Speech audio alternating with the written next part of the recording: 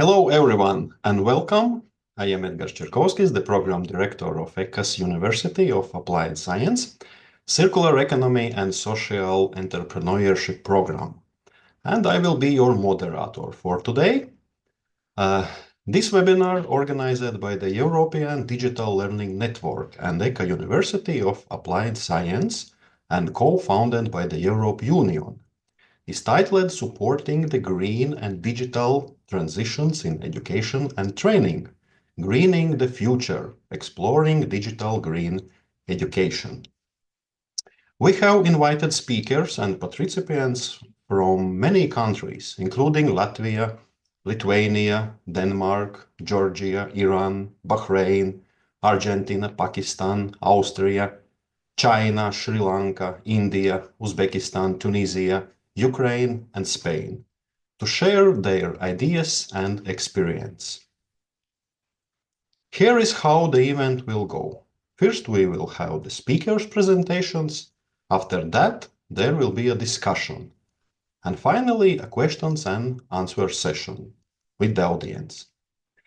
The schedule is on the screen to help you follow along. So let's start with our first speaker, Beatrice Del Nero from Italy, who will present the Dlearn and the DigitEdu 2024 project. Please welcome Beatrice. The floor is yours. Please share your screen. Good luck, and you can start. Thank you very much, Edgar. And thank you very much, all. I'm very pleasure to be here and to present Dlearn and DigitEdu project. So I will share a short presentation with you.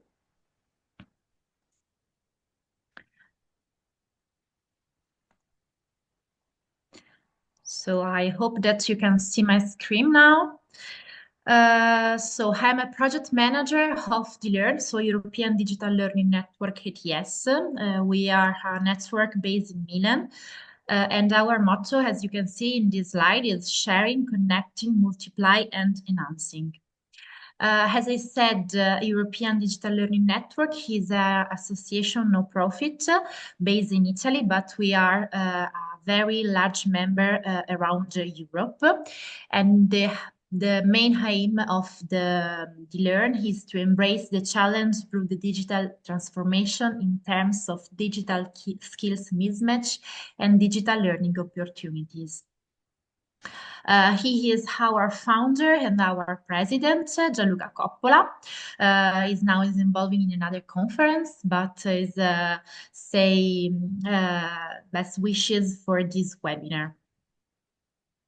Our mission, our main aim is to share, to be a aggregator of practices and ideas, to connect, protected network of different and diverse organizations, because in our network we have different kind of organizations, schools, university, IT, and other kind of organization. We aim to multiply, so to be a platform that reflects, think, and trigger new initiative. And at least we enhance valorization and integration of the single initiative within a bigger collector. As I said, we are a member of different organizations in Europe. We are now more than 31 members, around 18 countries in Europe. Our main activities. We are implementing different activities such as networking. So we participate and promote different networking activities. We organize every year a project lab, so a closer cooperation with our member to brainstorming new ideas, to brainstorming new project proposal, and to have a communication with our member.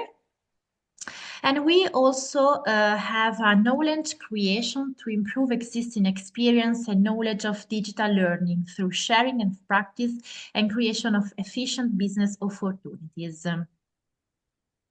You can see here different tools that we use during the implementation of our activities, such GoToMeeting. So we organize a lot of webinars and conferences online.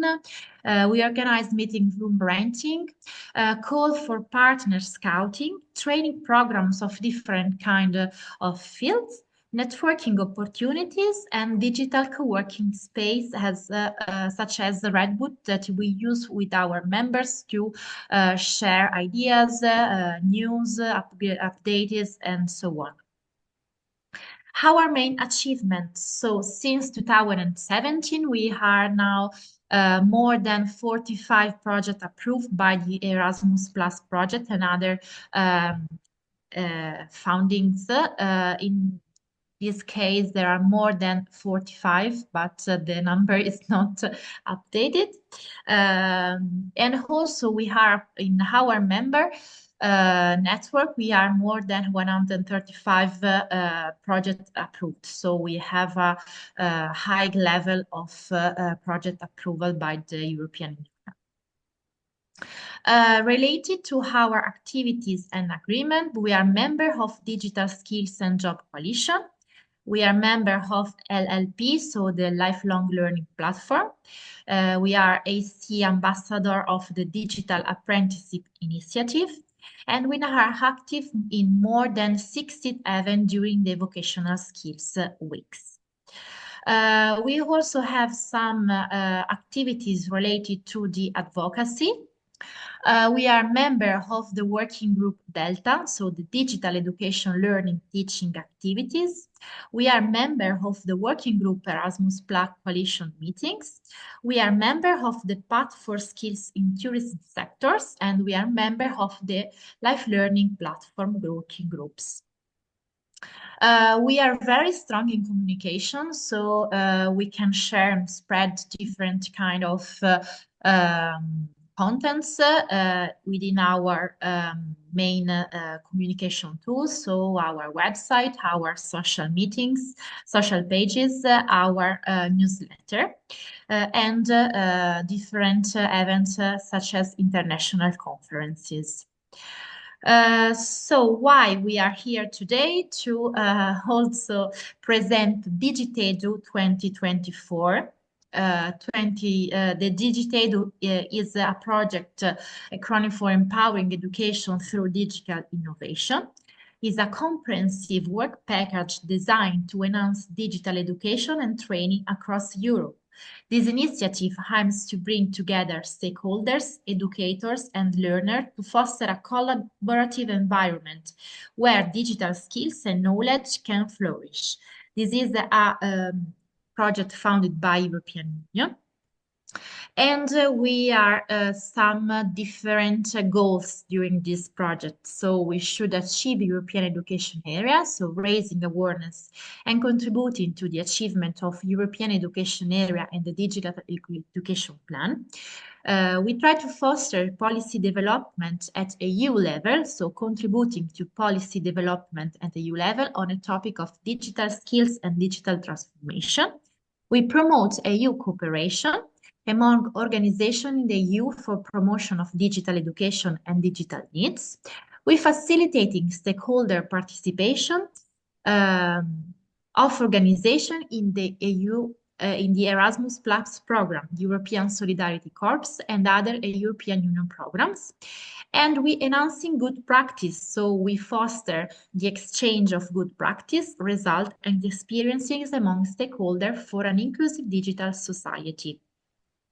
DigitEdu it's based built in different work packages. As you can see here, you have an overview of the work packages of DigitEdu. We have the project management and coordination as VP1. Related to VP2, we have different organization of conferences. So we have already organized different conferences around Europe. We have a VP dedicated to networking. We have a VP dedicated to research. We launched this year two different surveys related to inclusion in work environments, and another survey related to digital education. So you can find the reports related to these two researches on our website if you are interested to learn more.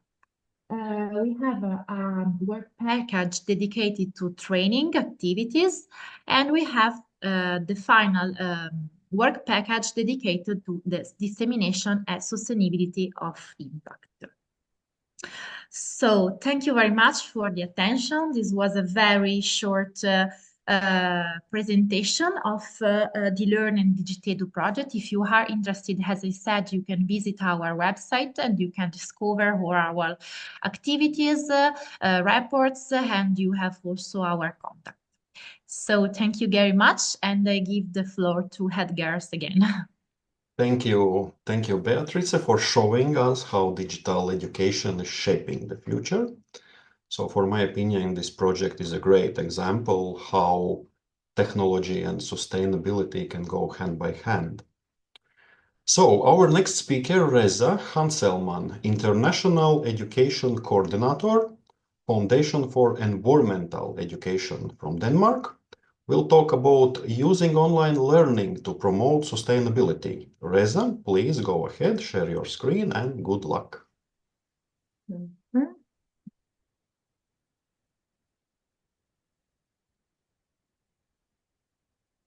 So, I hope everyone can see my screen. So my name is Reza, and I work for the Foundation for Environmental Education. And I am going to be talking about our online learning platform called FE Academy. So the Foundation for Environmental Education is a non-profit organization. We're member-based and global. So we're in over 80 countries today with over 100 member organizations.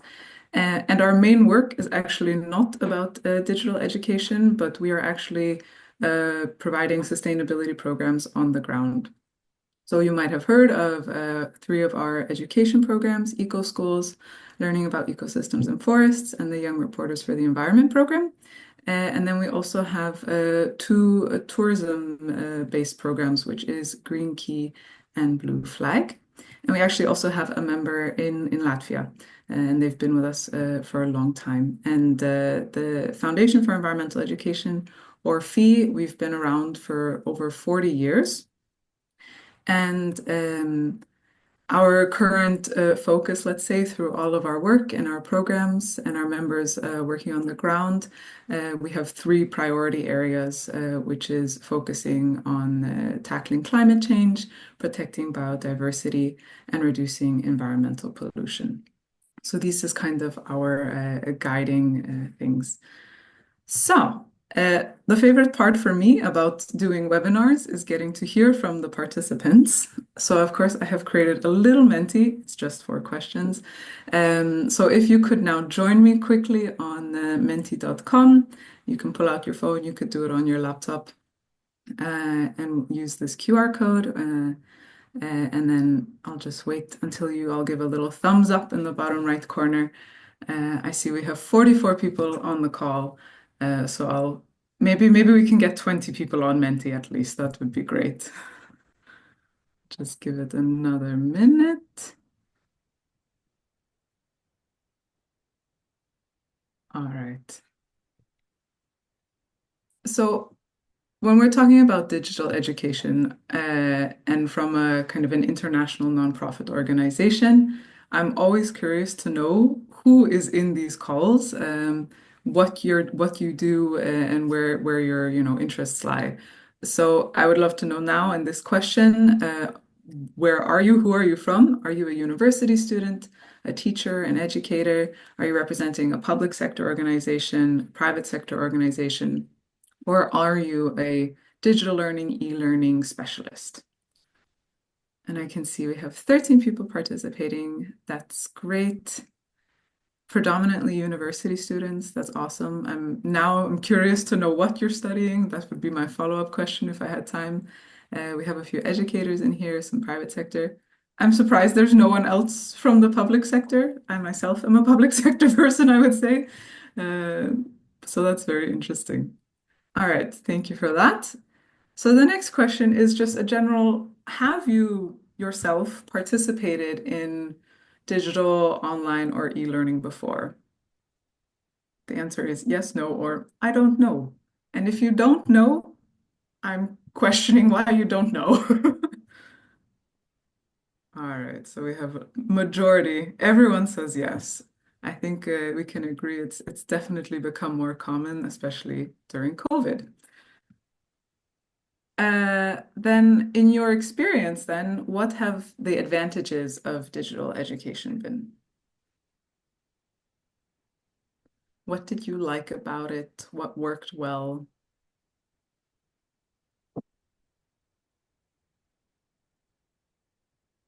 Maybe there are no advantages, which is then maybe we should reconsider this webinar.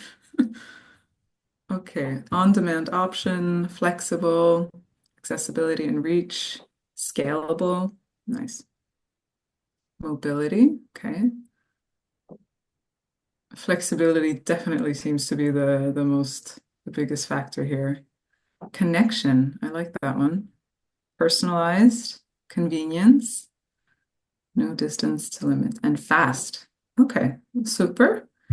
Thank you for that. And then, of course, the flip side. What would the disadvantages of digital education be? What do you feel are the challenges or the downsides in your experience, aspects that you maybe didn't like so much?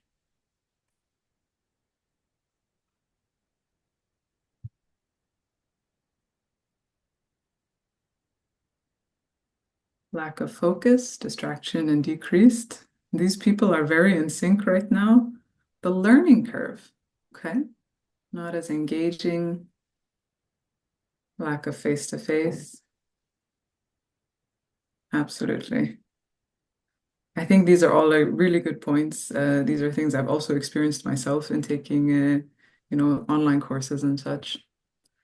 And I think it is the challenge for us in providing online digital education is finding a balance between the disadvantages and the advantages. So thank you very much to those who participated in my little Menti meter activity. So as I mentioned, I'm talking about FEE Academy, which FEE, we established this in around 2021. It was really motivated from the COVID-19 pandemic. Because we have an international network, we originally thought that this would be a great way to support our members around the world without having access to face-to-face interactions. So since then, it has grown, and I will talk a bit about that.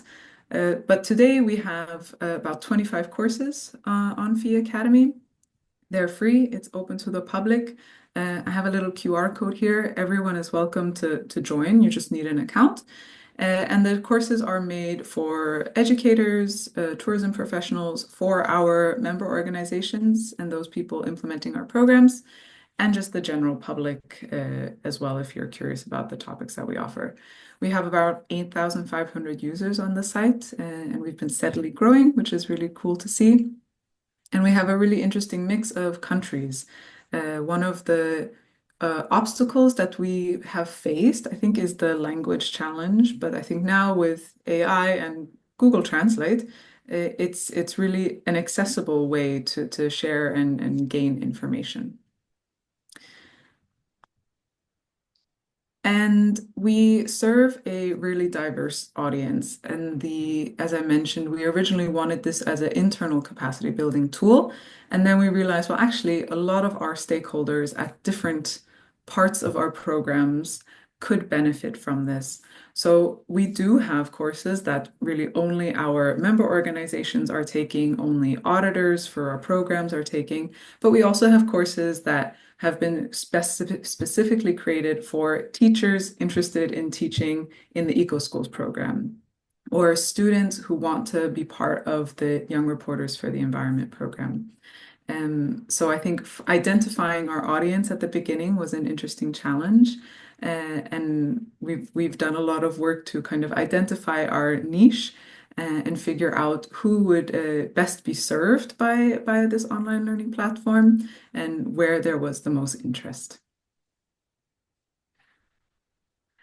And then, of course, over the last about 4 years, let's say, we have come across different opportunities and challenges. So, of course, it's been a great opportunity to have this online learning platform. It's a really, really great tool for an international network. We're able to do a lot of capacity building and training for the network through this online platform. And because of that, it's also allowing us to enhance the quality of our programs on the ground. If everyone is on the same page and receiving the same information, we're able to standardize and make sure that things run more smoothly and efficiently.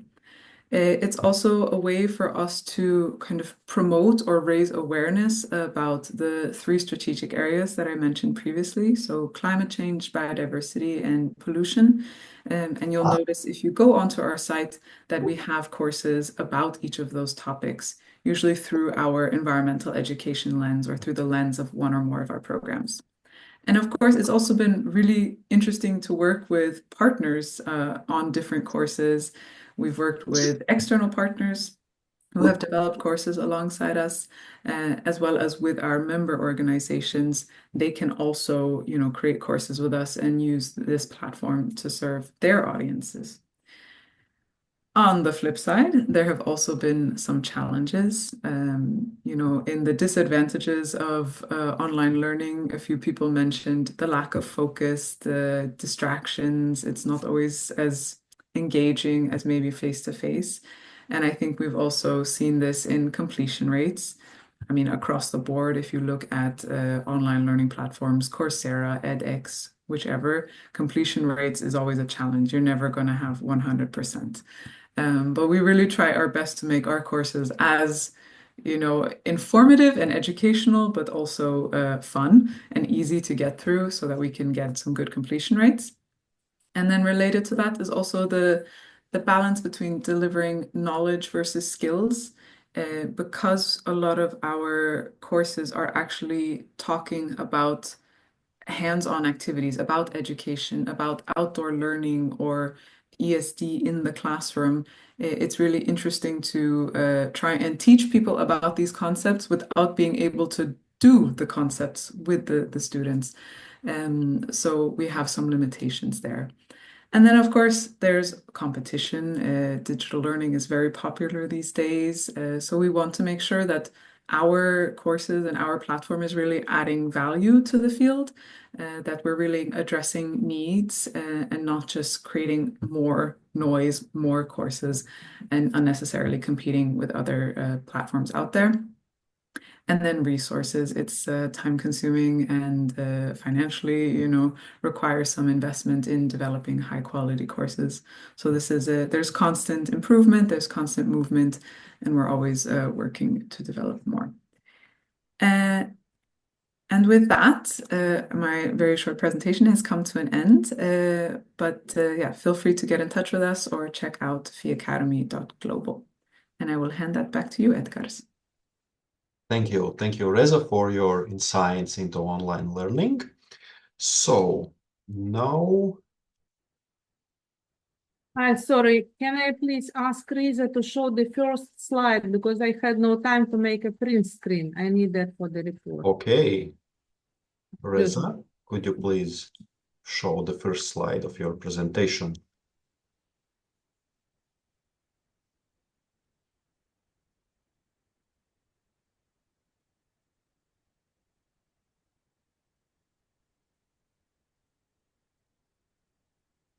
Smile. Thank you, done. Thank you. So now we welcome Tatiana Tambovtseva, professor, Riga Technical University, Latvia, who will explain how digital transformation can help achieve sustainable in education. So good luck, Tatiana. The floor is yours.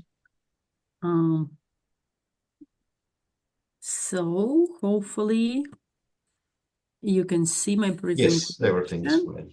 Good luck. Can you see it in big screen? Because I cannot see it. Okay, everything is okay. Everything is fine. Yeah. Good luck. So hello everybody. I'm really appreciate the invitation. I'm not here for advertising something, but as a teacher, as always, I will try to do an overview. And so, first of all, I will touch a little bit education for sustainable development, digital transformation, also digital transformation in education, and for sure, digital transformation in education in promoting sustainable development. And taking into account that we have only 15 minutes, so I will be very fast. So probably I do not need to explain what does it mean education for sustainable development, and I'm not going to read all of this. But what I have to underline that for sure ASD aims to actively engage students in contributing to sustainable development through mostly the promotion of sustainability awareness. And so mostly everybody who is involved in sustainability issues and development of it try to promote this sustainable development concept. In any case, at the moment, we can see that a current education and educational system currently undergoing significant changes brought about by emerging reform in pedagogy and technology, and how to achieve this sustainability and how to teach it. It is very important for sure, and I will try to explain a little bit about it. We need a couple of competencies for sustainability, and education for sustainability and for sustainable development must get as a result as a competencies what we have for students. And again, there are a couple of them. So system thinking probably is the most important here. So for sure, also strategic thinking, self-awareness, collaboration, normative, different kind of legislation and acts, and critical thinking is also probably one of the most important, because we have to think critically and see a system in general. But if we are going to think how digital tools can help us, so again, probably everybody knows about it, but I want to remind, so we have a digitalization and digital transformation. And from the digitization, when it is a process of converting an information into digital format, then we are going to the process digitalization as a creating of digital representation of physical objects or attributes. And as a result, so the digital transformation is the integration of digital technologies into all areas of a business, or in this case, of education. And for sure, so digital transformation in education means that we try to create this process, to manage this process, and this process is a really transformation of the content, of all of the methods, all of the forms of educational activities, but with the aim to improve educational quality, and taking into account all of this nowadays technology development, and also for sure needs of our students. And as a result, we have a kind of benefits from the digital transformation in education. Again, probably everybody knows about them. And Risa also mentioned some of them, like advantages. And here we can, first of all, make our activities 24/7, which is very convenient because of the time zones and the location of the particular student. But also for sure, we can create more smart content. We can get also data from it and analyze the data, and for sure automatize and digitalize all of these different tasks, both educational and administrative as well. But my aim today, so I try to combine all the information what I have and try to show how really the digital transformation can promote education for sustainability. And I get know few of the most important things. And for every of this position, I will try to explain very fast. So first of all, a role of digital transformation in education could help us through the online platforms, through different digital tools, and also e-learning resources, significantly increase access to education, and particularly, especially in underserved regions. And this is very essential also for promoting sustainable development because it provides learners with knowledge, with the skills needed to address sustainability issues. And we can see also here, so the digital tools enable education to reach remote areas, also breaking down barriers such as geographical location, financial constraints, and also for sure limited educational infrastructure. And it also help us to contribute a goal number 4, which is one of the Sustainable Development Goals. And as you can see here, it's equality in education. One more position, what can contribute digital transformation, it facilitates collaboration and global awareness among learners and also educators. And again, here, different kind of online tools, video conference platforms, social medias, virtual classrooms, webinars, collaborative platforms, all of them provide spaces for international dialogue and pressing also sustainability issues. And through these digital technologies, students can participate also in global environmental movements. They can collaborate to each other and also to peers for different cultures, so get a broader understanding of interconnectedness of sustainability issues, because something which is important in one region, not so important in other one.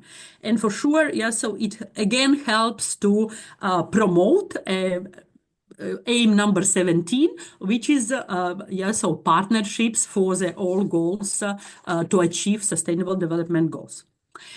One more thing, what also I want to underline here again, it's enhancing personalized and active learning, and digital transformation in education provides these tools to make learning more personalized and student-centered. And for sure, it has a potential to make learning more engaging, interactive, personalized, and here again, gamification, virtual reality. So Beatrice also mentioned that they use a virtual reality. So also augmented reality can bring sustainability concept to life and exciting in different ways. And it also can help students to explore different kind of ecosystems, participate in climate simulations, see the impact of different policies, for example, on environmental system in real life, or in virtual life. And it for sure do the education more fun and more interesting and also applicable. But for sure, also it's promote a lot digital literacy and for sure also sustainability skills. And here, this digital age requires individuals, both students and teachers, to possess digital literacy to navigate the technological landscape effectively. And in this context of sustainable development, digital literacy is not only about mastering digital tools, but also about using different kinds of technologies to solve complex environmental problems. And again, here, so problem solving, data analysis, system thinking, everything of this is very essential to address sustainability challenges. And digital tools like data analysis, artificial intelligence, machine learning, again, already being used to tackle environmental issues, such as resource management, energy consumption, climate modeling, and so on. And one more thing, it's promoting sustainability and fostering a culture of each. Yeah, and so for sure, again, different kind of virtual labs, digital simulation, and also a lot of different platforms and so on can help students to explore environmental issues and like try to turn more and take the sustainability as a awareness and mindset of different people who are involved in this process.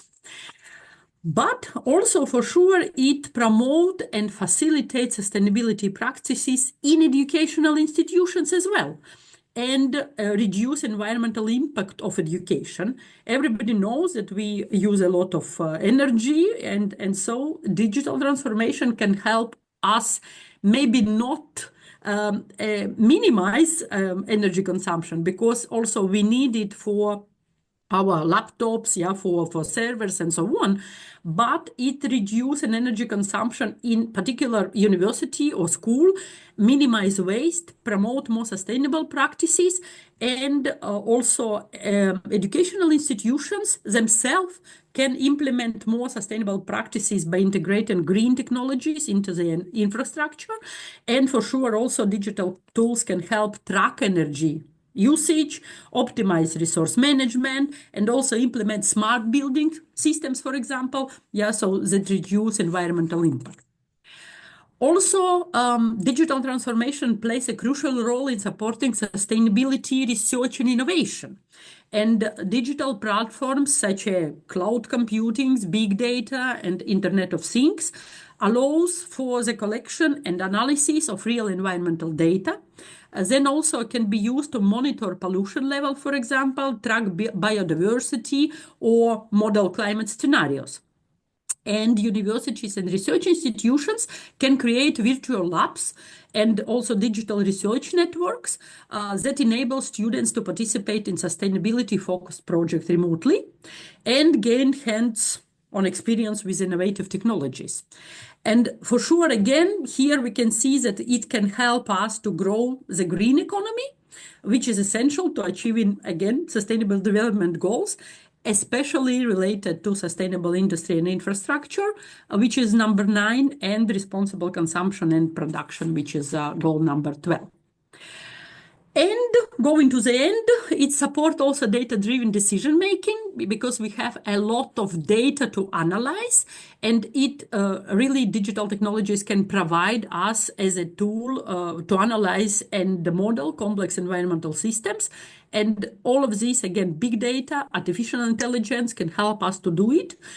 For sure, also, it can help us to track a process and also measure how students are engaged in sustainable development topics, how they understand it, what is the most effective teaching strategy or different tools what we can use. And as, for example, Riza also did it, we can gain immediately feedback from the students and from the people who are involved in the process, also from the teachers, for example, yeah, so to see how this collaboration is happening. And so for sure, it can help us to empower lifelong learning, which is again a top number like 1 at the moment. Yeah, so lifelong learning at the moment in all countries in Europe definitely become a very important. And everybody understands that it is not enough with one education anymore. So we have to be involved in the educational activity all our life.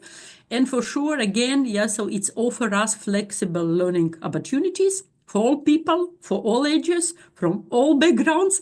And here, online courses, micro-credentials. Riza also mentions that there are a lot of educational courses what we can also take and be part of. And here again, yeah, to acquire new skills and knowledge is very important, and digitalization definitely can help us to do it. And so to conclude, we can understand that digital transformation accelerate progress by expanded access to learning, fostering collaboration between different people and also educators and students, and for sure also enhancing personalized learning experience, developing crucial and critical sustainability skills, and support innovation and green and social entrepreneurship. So thank you very much. I am on time. Thank you, Tatiana, for so lovely and actually perfect explaining how digital tools can make education more effective and, of course, sustainable. So, and don't forget about discussion. Yeah, so I will ask the questions later. So, thank you, Tatiana. So, next speaker, Agnese Gaidelione, mentor, Business Development Institute, Dlearn.lv, Latvia, will share practical tips on how to take steps toward sustainability. So, Agnese, good luck.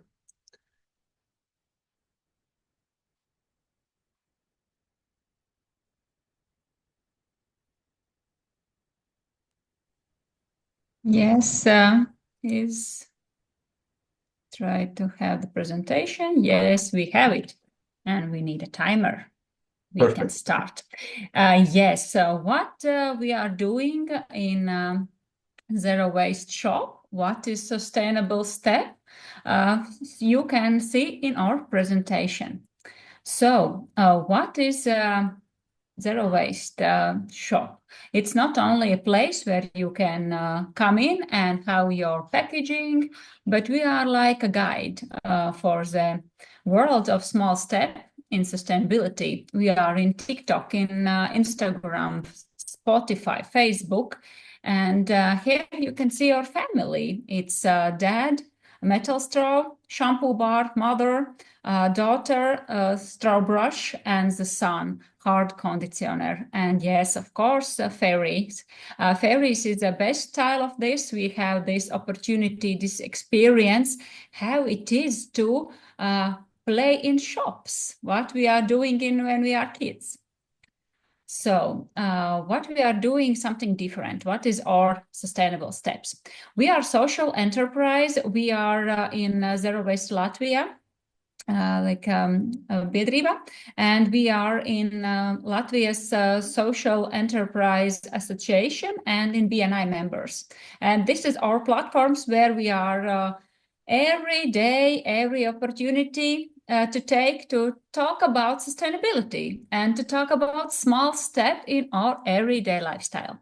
What is this small step? It's with information stands, with lectures, seminars, master classes about it, and we are incorporated in environment sustainability. And so you can see in this small video how it's look like in Zero Waste Shop in Latvia, in small town in Cēsis. So it's a big pleasure to come here and to see it, that the shop can be something different, something a little bit more. So what we are doing, we have this manage events and moderating discussion about sustainability. It's one of our small steps. And yes, we have this license at 5-hour program of non-formal educational about this productivity small steps. And it's one small step in our everyday lifestyle, what we can share to everyone else. And in this program, we have 3 levels. We talk about how this effective time management, productive decision-making, and sustainable daily routine. It's most important, these 3 tips in our program, what we are talking about. And yes, here you can see how it looks like in Zero Waste Shop and an internet shop. It's very easy for client to see what I would like, how much does it cost, and yes, what can I do with this thing? Have this little bit more information. And this is our big dream, this big market, what you can see in picture. It is about nursing home and kindergarten in one place. In Village of Small Step, we have big dreams in this daily basis, but all this environment is about this environment protection, starting with the barefoot parts and with virtual reality glasses that allows you to visit the landfill and see how the bulldozers work there. And what else? It's a bio-goods store. We are talking about how it is important, why it is important, why our family are choosing bio-goods. And this is one of these small steps, what we can choose in our everyday lifestyle. And yes, one more is remote holiday greeting for a company or organization. When we are talking about it and we are making this and only send in this important date to this employee from this company who are organizing this, and they can only do the genius work, and we are doing all this gift work. Yes, and what we can show in our sustainability stands, we have this baking paper that can be used up to 1,000 baking times. We only can wash and have this other promoting times and bake one more time and one more time, or hand cream alternative as this one, wask for hands. This is a small step, small ideas, how can be more sustainable.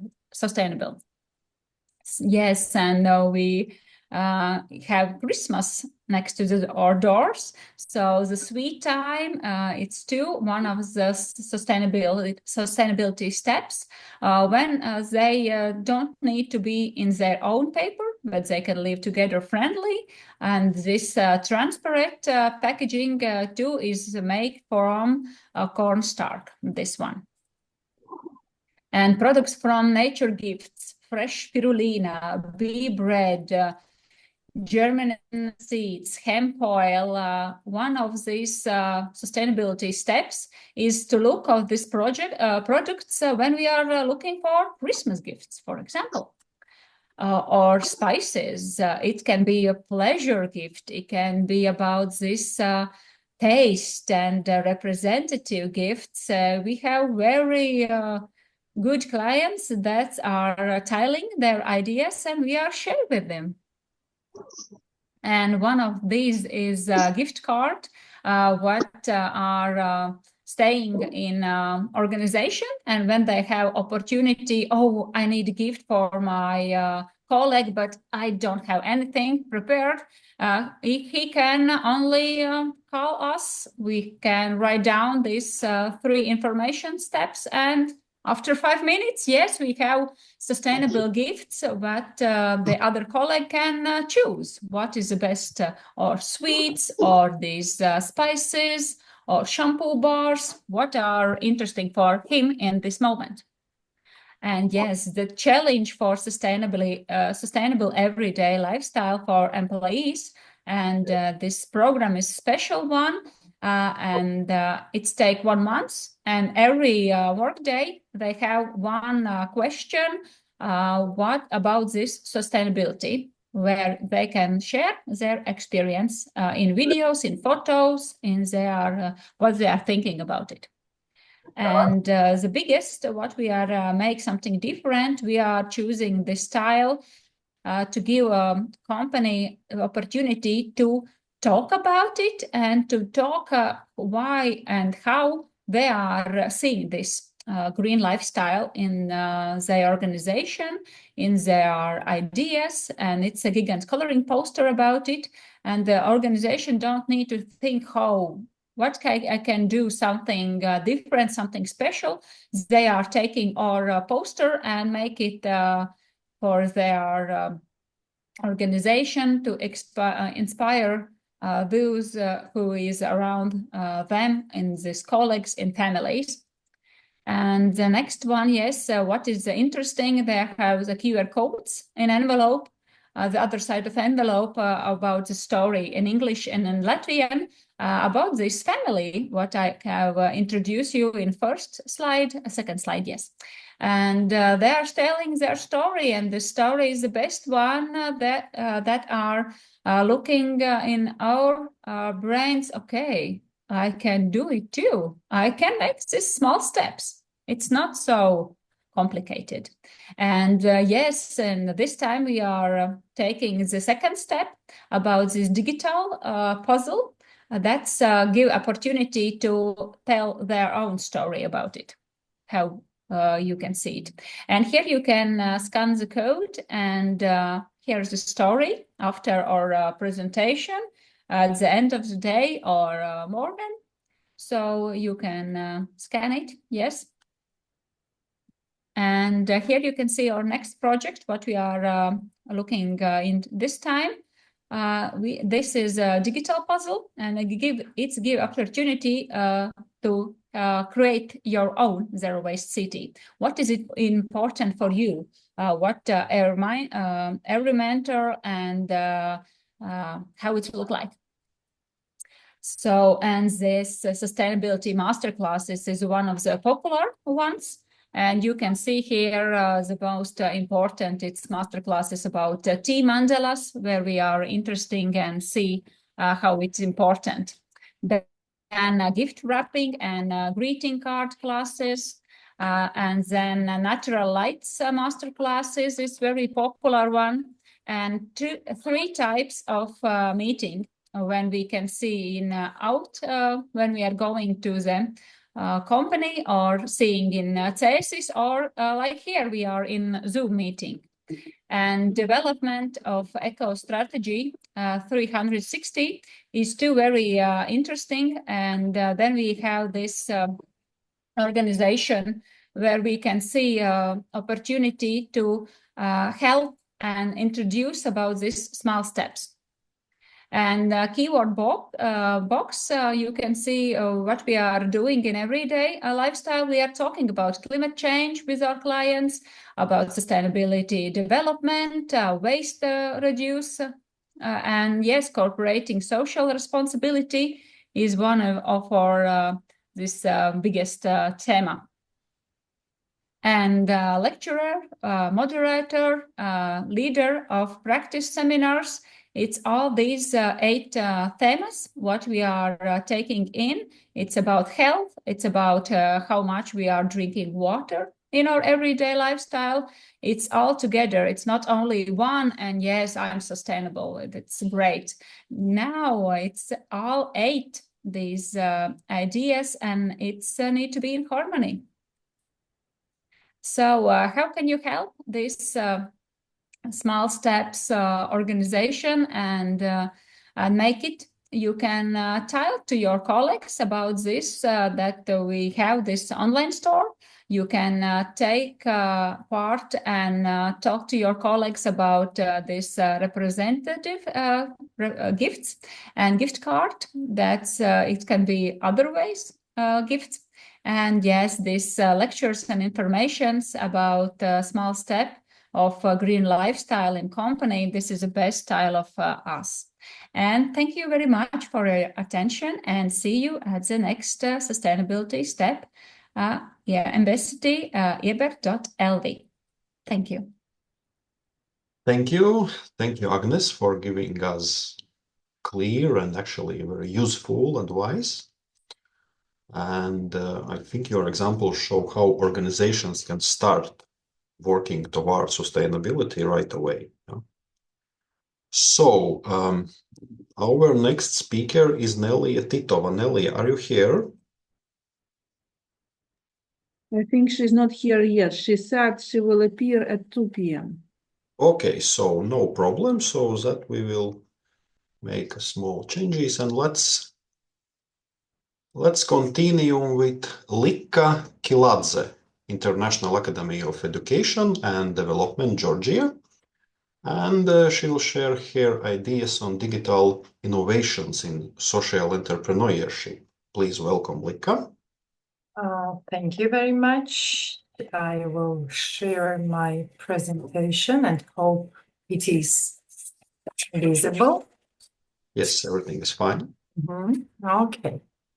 So, great. To be honest, when I listened the first two presenters, so I regretted to not sharing the promotional information about the organization, so International Education and Development Academy. This is the non-governmental organization which is represented by me at the moment.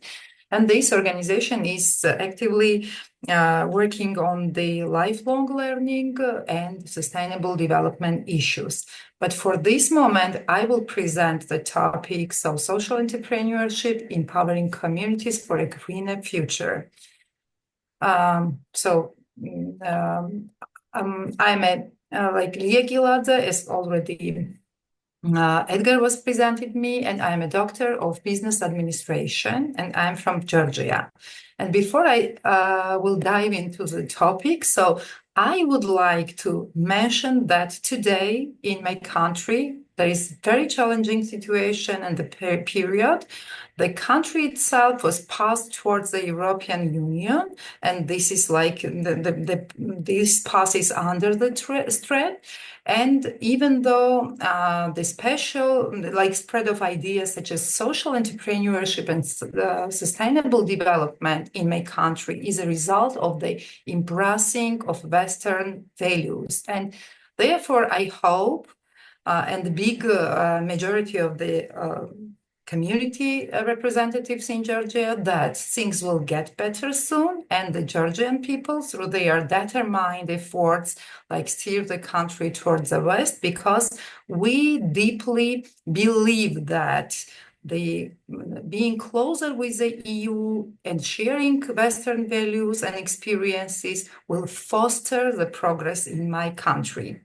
Just now, from these negative things, I would like to skip to the main topic of the presentation. So that is not new, that in recent decades, the social entrepreneurship has become a global movement, reshaping our understanding on social values and emerging as a key innovation within the civil society.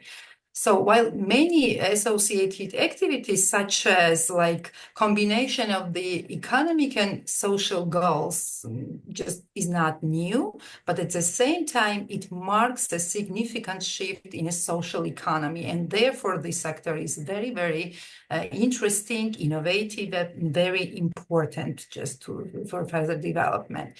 And moreover, the social entrepreneurship plays a crucial role in achieving the SDGs.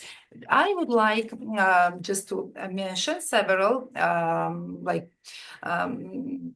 the Sustainable Development Goals, which are mostly targeted by the social enterprises operating in Georgia. This is about the eradicating poverty, so SDG 1, SDG 2, ending the hunger, the SDG 3 as well, ensuring health and well-being, providing quality education, SDG 4, and achieving gender equality, SDG 5.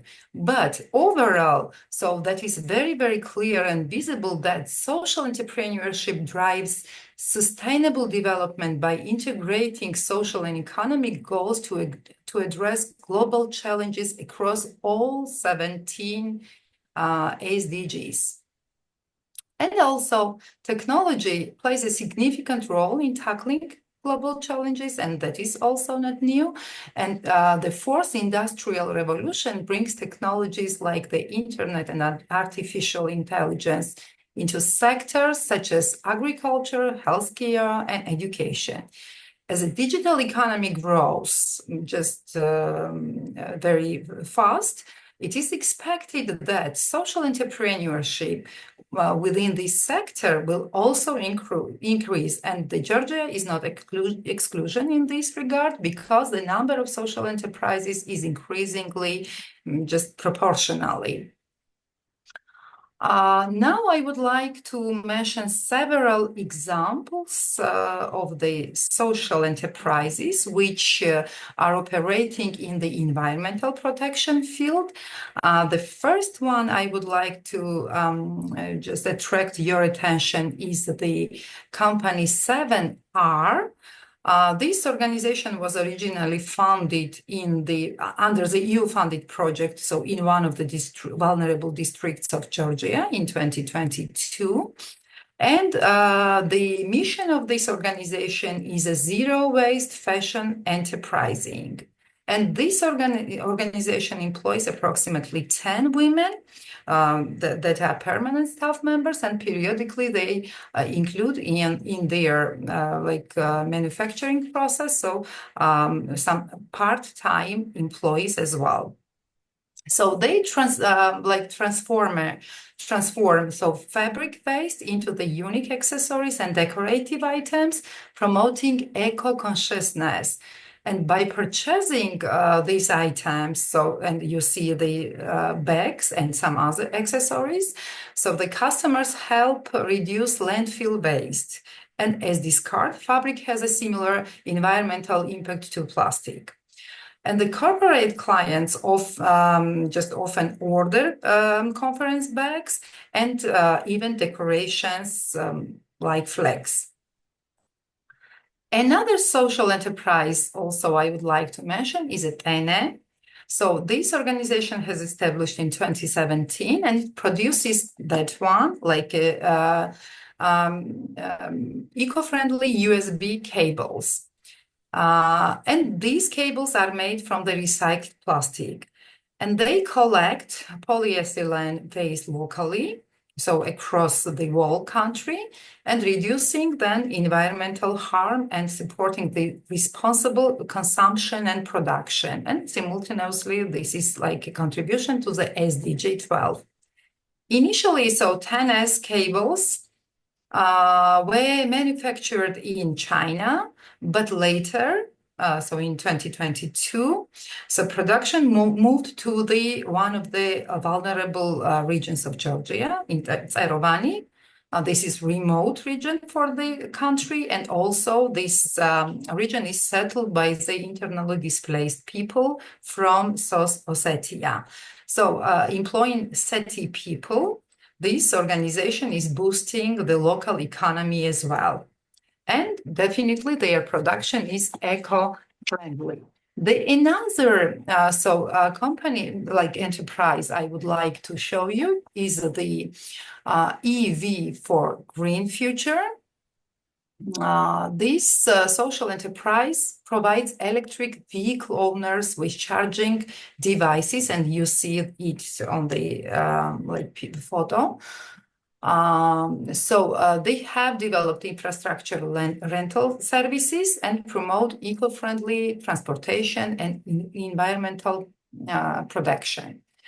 So these examples show how social enterprises in Georgia integrate resources efficiently and green technologies into their business models and tackle environmental challenges and support sustainable development.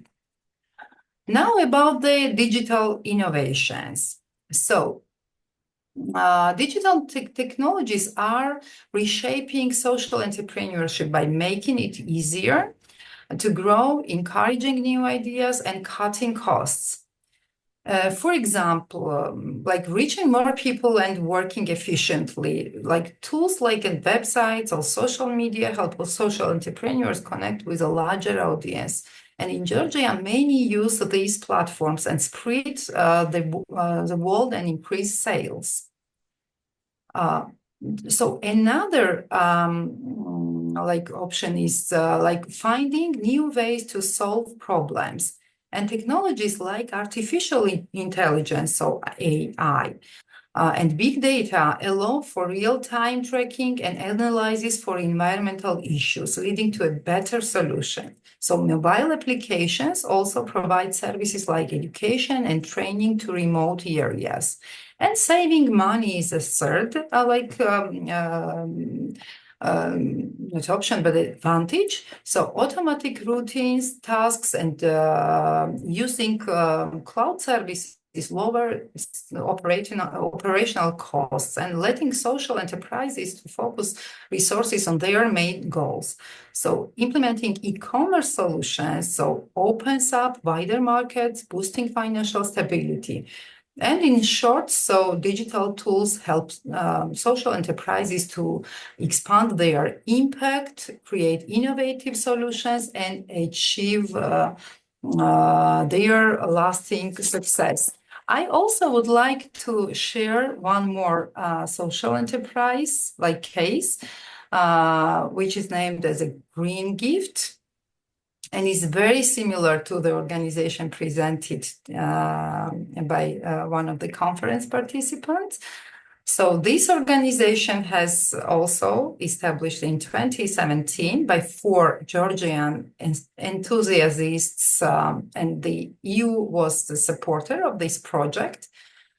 And this social enterprise is dedicated to environmental protection and waste management. So they are collecting paper waste from individuals and organizations as well, and they are recycling it into eco-friendly products like envelopes, paper bags, wine bags, so small boxes, notebooks, flip charts, brochures, business cards, so flyers and wrapping papers and others. And for corporate clients, so Green Gift has specific products and services as well. And at the same time, so they are encouraging paper recycling, as I have already mentioned, and they provide green collection boxes to interested organizations, and they're placing them in their offices and handling the transportation of collected waste at their own expense. And that is like a great motivator for the companies just to avoid extra financial resources, because sometimes they fix it as a reason or for demotivation. And so Green Gift has real chance to collect the raw materials for their further production. And here you see the main achievements by this organization. So they already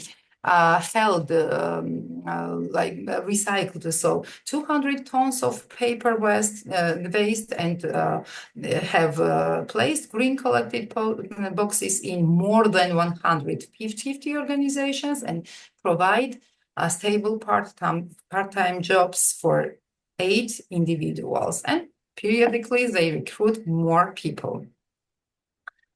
So this is also very interesting case of the social enterprise, so TechGogo. This company is also is established in one of the remote regions of Georgia. Especially this region is distinguished with the population of the ethnic minorities. So this organization provides digital learning platform and online digital education for those who are not eligible to these educational programs and opportunities.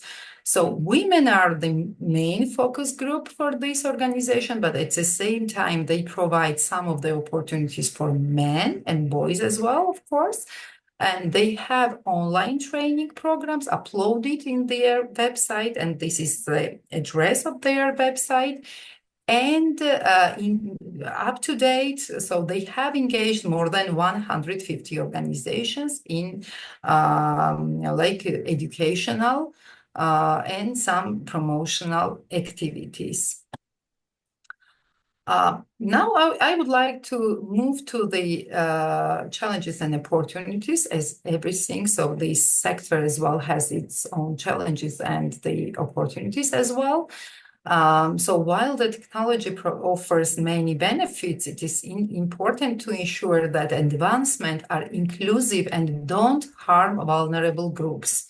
And here I would like to mention the thoughts of the Norwegian economist Erik Reinert, who is emphasizing that technological progress is truly beneficial only in case when it meets local economic needs and promotes employment.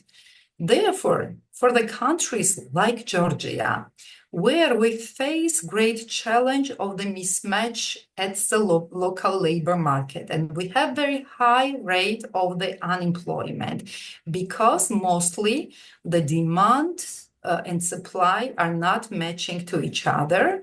When the vacancies are announced and when the job seekers are promoted their potential for further recruitment. So here it is very, very important to keep careful approaches in developing the digital innovations, which is, of course, very, very beneficial, but at the same time, these innovations have to include low-skilled workers and have to address the labor market challenges as well.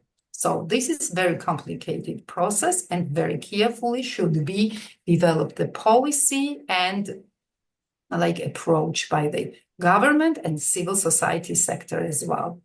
Just cooperation in this regard is very important. And now I would like to mention about the opportunities as well to tackle the mentioned challenges and seize to tackle these challenges. There are some of the opportunities, and I would like to mention about 6 of most important recommendations from my side.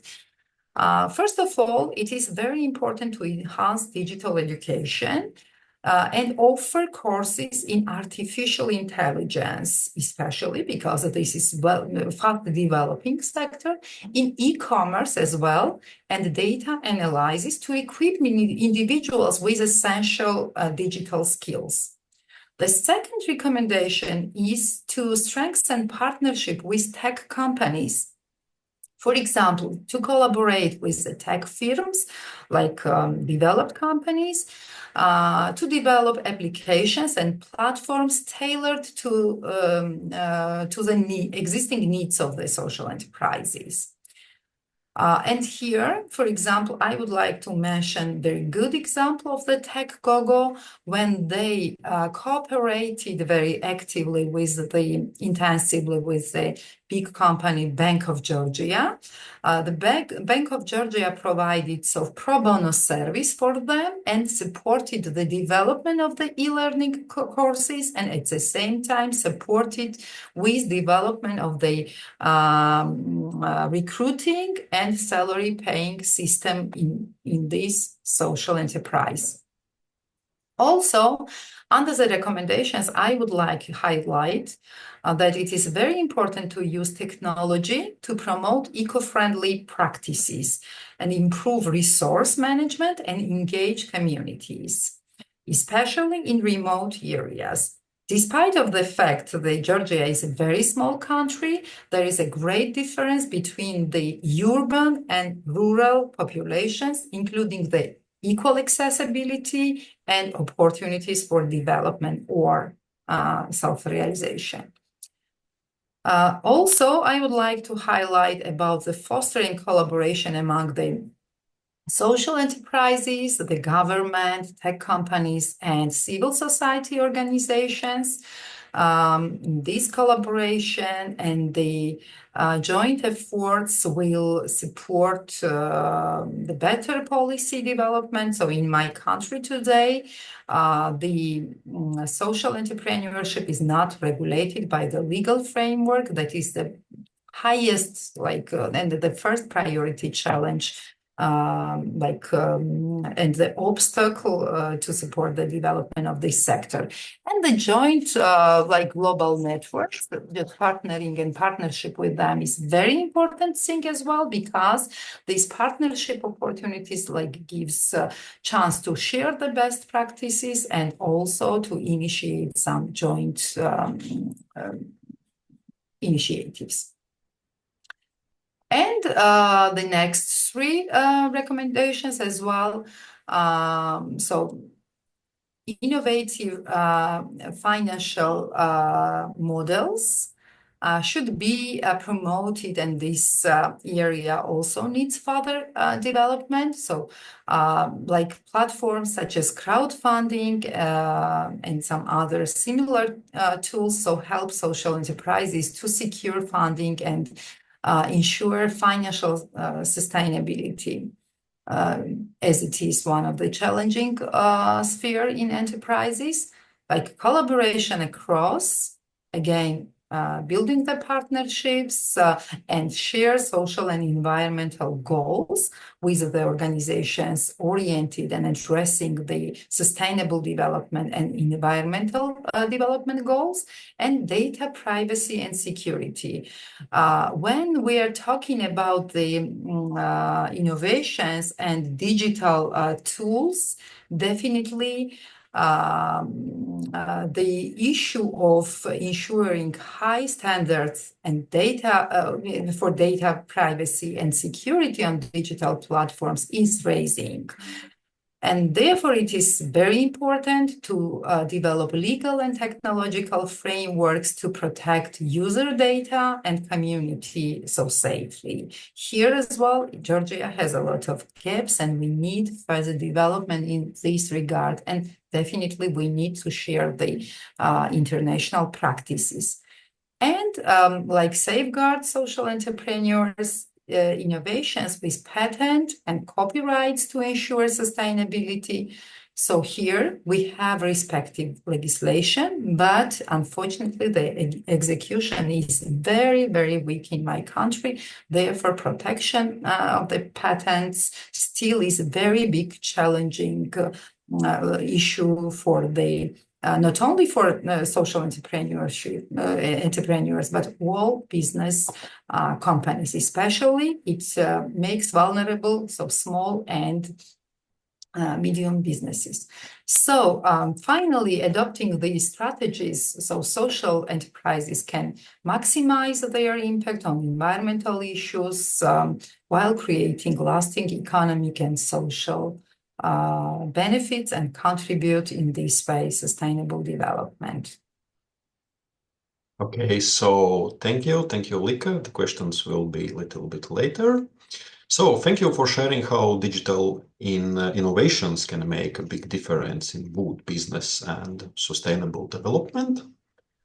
Our next speaker is Nelija Titova, researcher, ECA, Scientific Institute, Latvia. And she will talk about her experience with the Erasmus project and how it supports sustainability in education. So, Nelija, the floor is yours. Good luck. Okay. Thank you. Share your screen. Yes, I will try.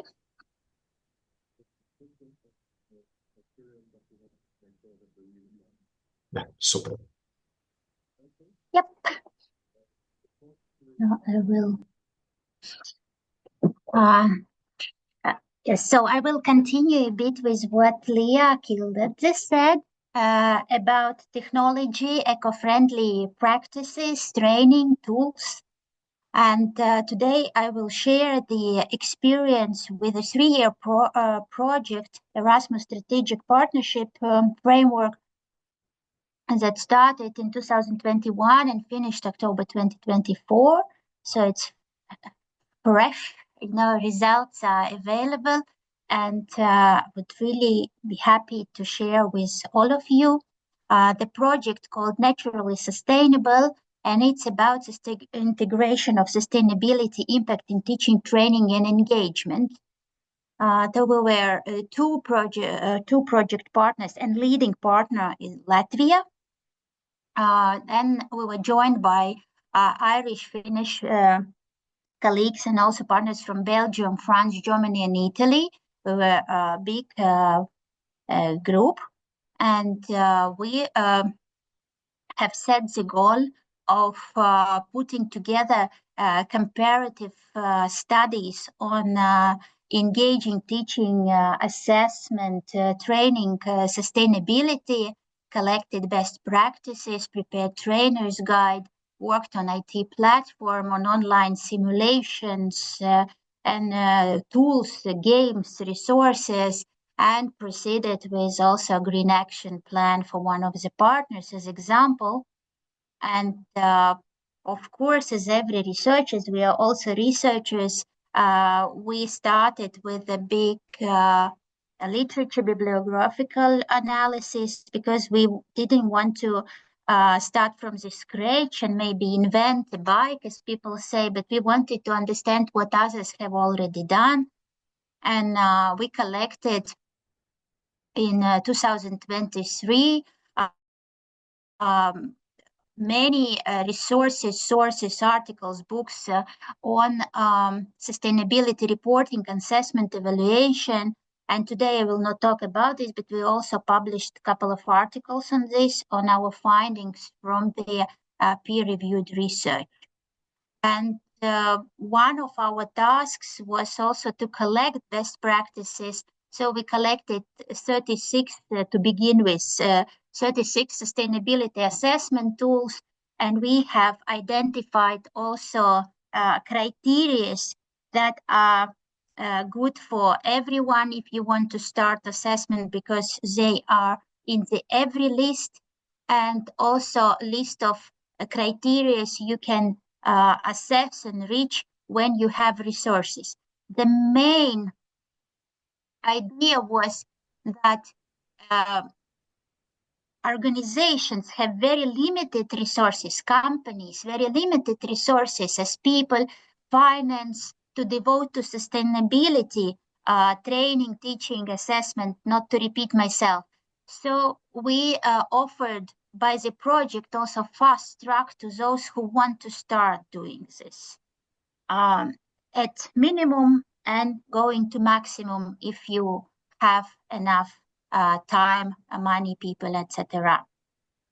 Then very interesting part of the project was teaching and learning. We have guidelines for more than 100 pages on every SGD, and we have overview of the tools and platforms and international projects. And we collected, this is Latvian example, and it's in Latvian, but other colleagues in educational sector, they already do great job. And this, for example, is one of the games digitalized that you can use in secondary schools if you want to grow the forest. And this is just one example. We found many, many, many. And there is a bank of ideas, a bank of simulations we can use. And we collected also public sources so that we have it all in one-stop point for those who want to be involved. And engagement is very important, because even if you are teaching and training and assessing, that's more bureaucratic process, although you want to have edutainment and gamification, but still, one good thing is best practices, special days, and all kind of activities, including fun activities and digital and on-spot activities, to make people think about a global idea of a better world. So to make it also easier for everyone who wants to find out more, we have collected 15 study platforms available in the market where you can get courses for free, where you can get tools for free. And we have created a study platform where we have collected all these tools and created our own to make it rich content for everyone who, if I dare to say, care about the issue. And for our own platform, we have used two systems. One is Moodle, that is very friendly for people in education, many people know. And another one is WordPress platform that again is very popular about people in communication, marketing, maybe sales even. So combination of these two gave us opportunity to combine two worlds of business and education.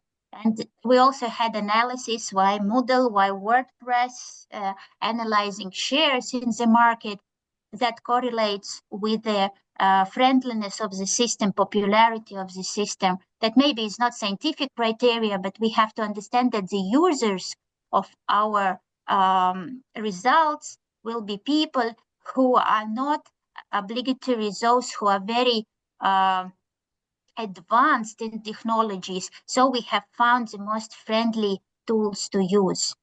And if there are people here who are very much interested in technical side of the medal, then we also found it as a big advantage of this combination of Moodle and WordPress that it support all third parties plugins, many, maybe not all, but many third parties plugins and modules. Therefore, we could synchronize it with other platforms, with other tools, and use it directly from the naturally sustainable platform. So this is the interface, how it looks, and you can find it now. I will show the link.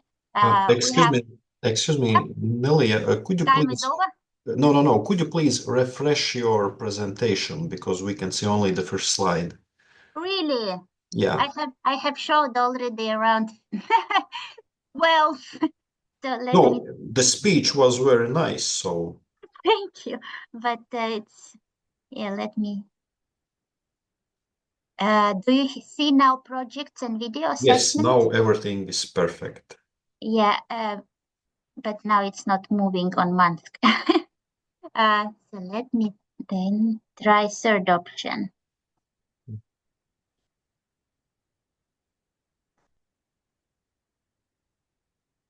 Doesn't allow me to move. It's either you or me.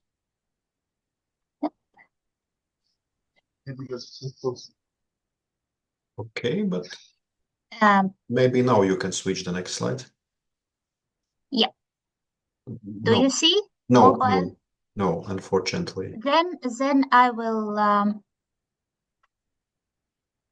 I will try once again, but if not, I will just show where to find it, because you can easily find it in internet because it's European Commission money.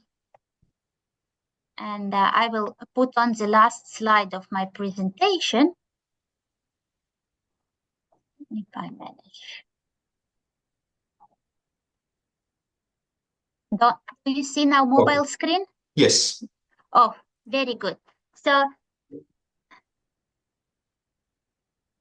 and this is type of mistake to make it perfect presentation.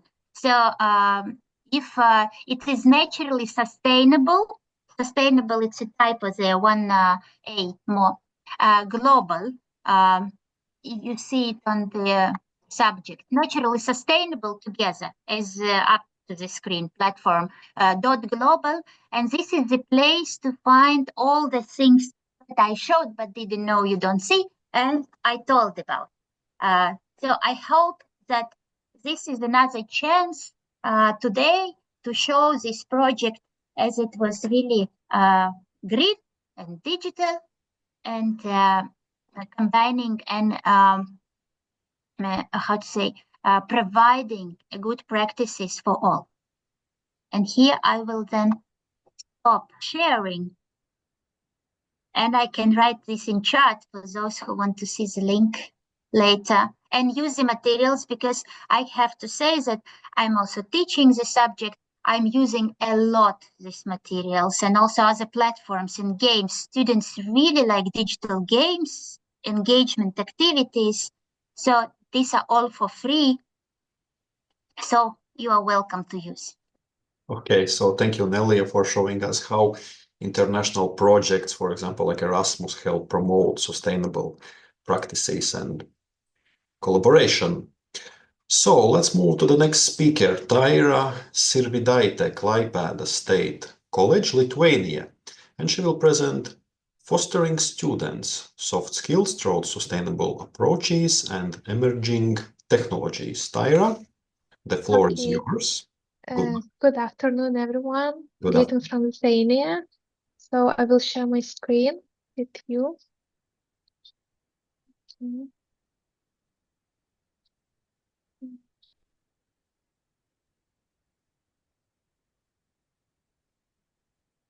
Okay. I need to do it in full screen, yes.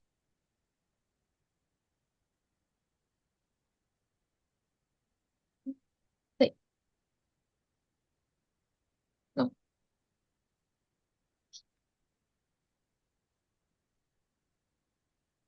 Okay, do you see that correctly? Yes, and could you please switch the second slide? Yes, Yeah. perfect. Okay, very well. Okay. Yeah, I'm very happy to be invited to this amazing webinar. I think all the speakers represent amazing topics about this crucial topic, sustainability. We have to talk to it because we still, as I know, I know that in Latvia and Estonia, you reach real good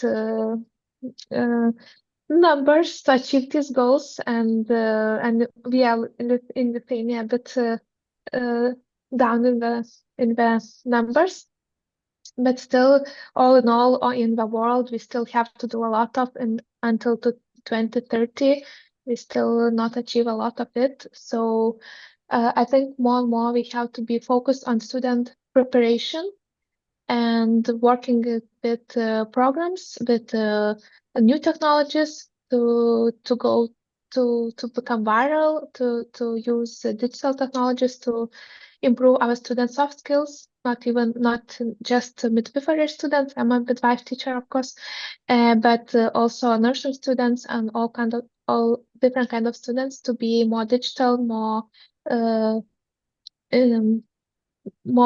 putting papers aside, and making skills improving in simulation centers and so on.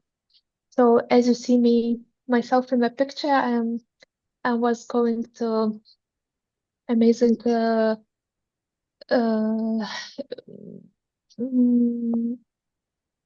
it was representative of all kinds of simulations of all kind of world, and now students have possibility to make their clinical skills and communication skills to connect it and work on the same side, because now new technologies provides us with possibility to take a delivery of a baby, for example, and be with glasses and feel not simulate a simulation, but be focused on the simulation and feel like it's real. Of course, still students have troubles with not feeling comfortable with being filming or making videos, but we're working on it. And of course, we still need a lot of training for our teachers. Like we have in our university, we have sim capture system, and that should be simulation itself is not enough. Sometimes we need to have a system to work it the best we can to provide the best products and like the best skills for our students, the best possibility to learn new skills. Okay, so that was a very interesting study about who was published in British Journal in 2021. That represents that in our field in midwifery,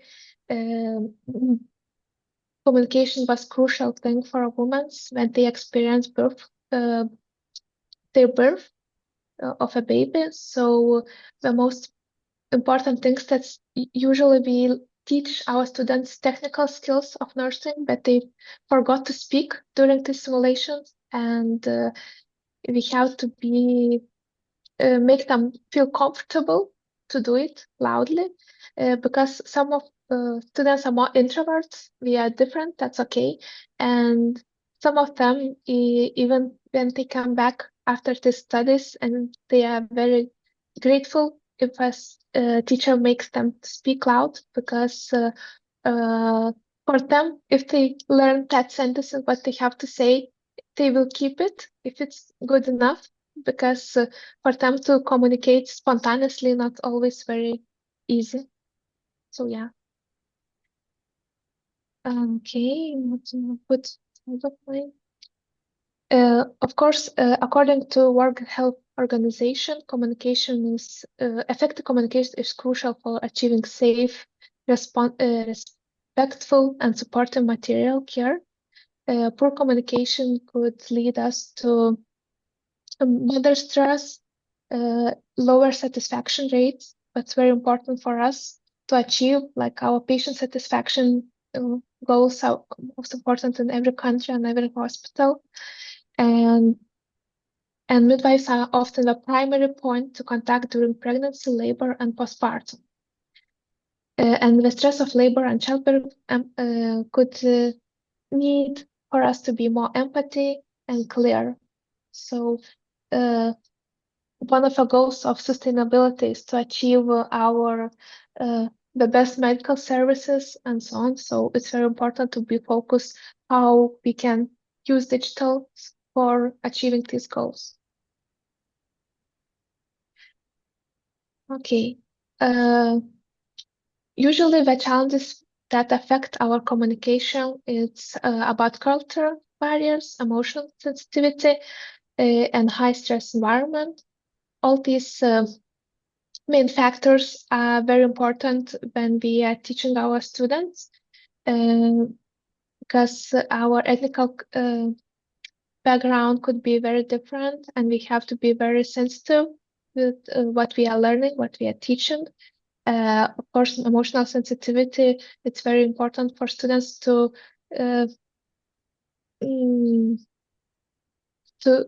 know, have instruments, how to do it. And I will represent you how new technologies could provide us to improve our communication skills.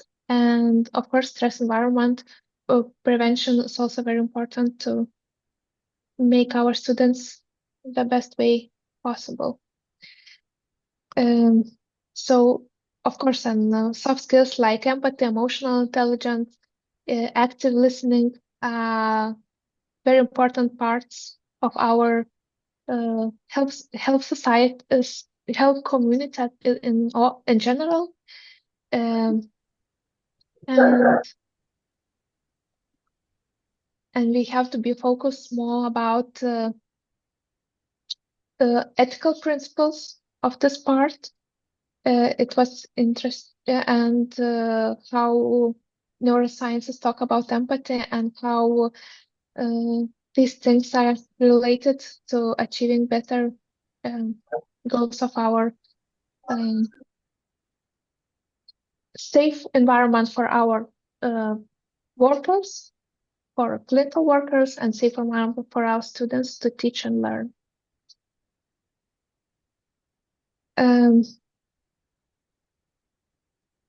There's a lot of kind of courses now we can take to be online.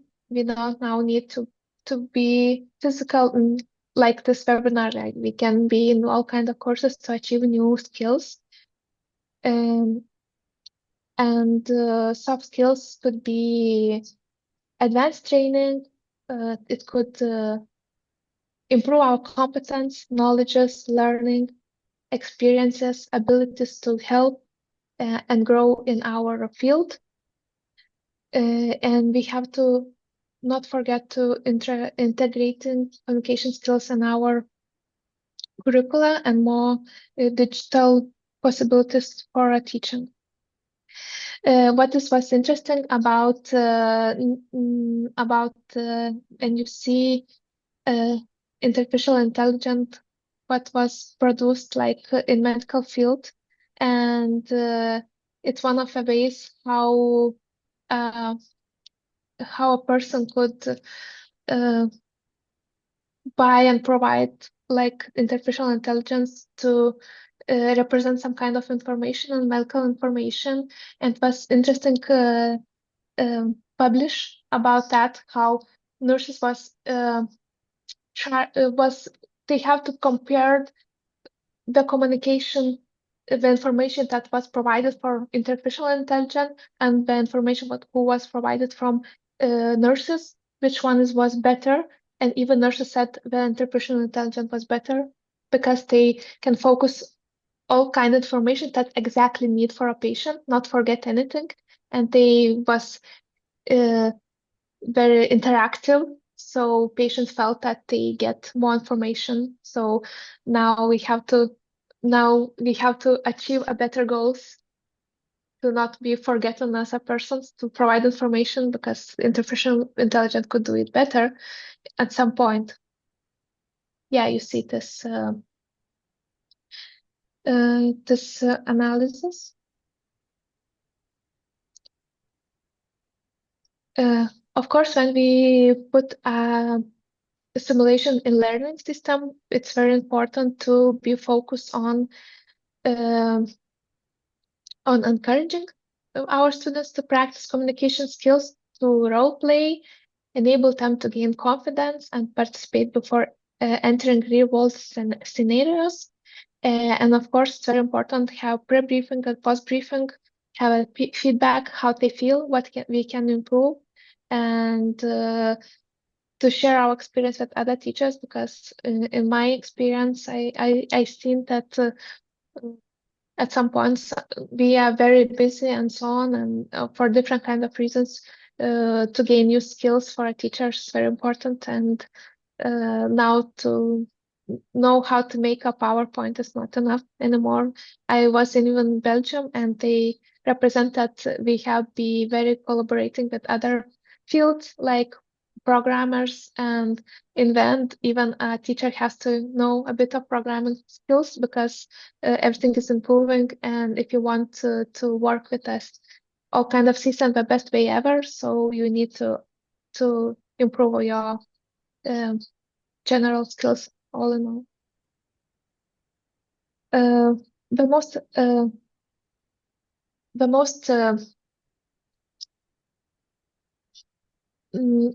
The best tool I like in my field is virtual reality, because at this point they help us not just do our technical skills, but it puts us in virtuality, that when we feel like we can be emotionally attached to a situation, it's very important for us. And all in all, especially when we talk about algorithms learning, we can be few of us in one simulation, and we can work together like a team, and it helps us to work with all kind of different skills. You see apps like maternity care e-learning. It's one of the ways how we can learning new skills in this field.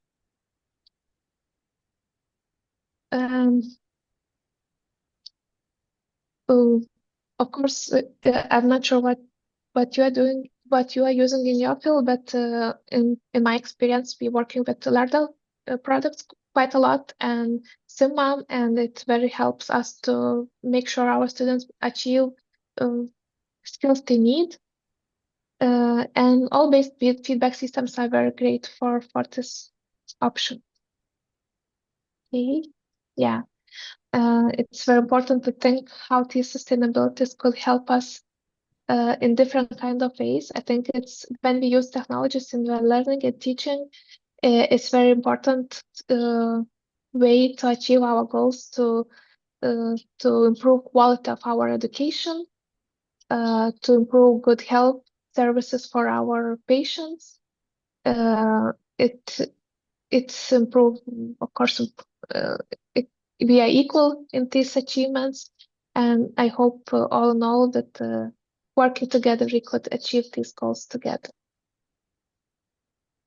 Okay, and effective communication is not optional, it's crucial skill for us. Soft skills like empathy and ethical communications are vital, and they must be taught alongside technical skills in midwifery nursing education. And new technologies could provide us with all kinds of options that could help us to achieve these goals better way than ever.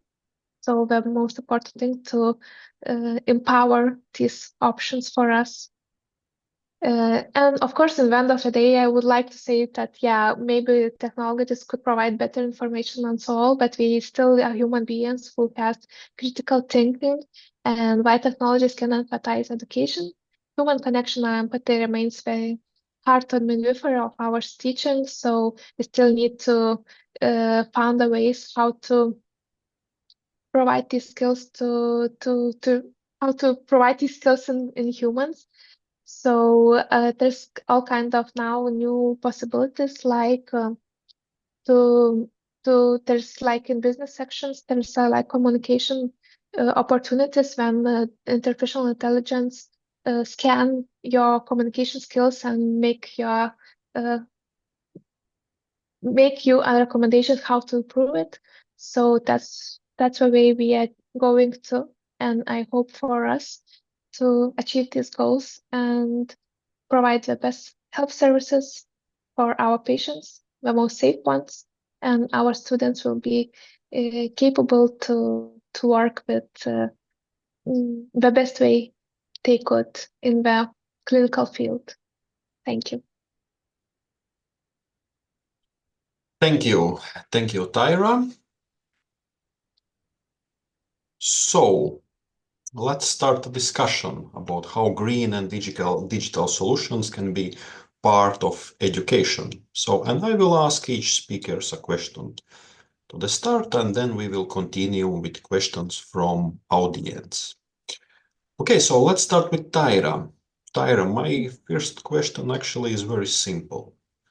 How can soft skills help students prepare for a sustainable future? Maybe you can also give some examples from real life. Yes. Now our students, most of them are Z generation, and they very focused on their digitals, on their phones and so on, and they lack of knowledge of how to communicate at all in real life.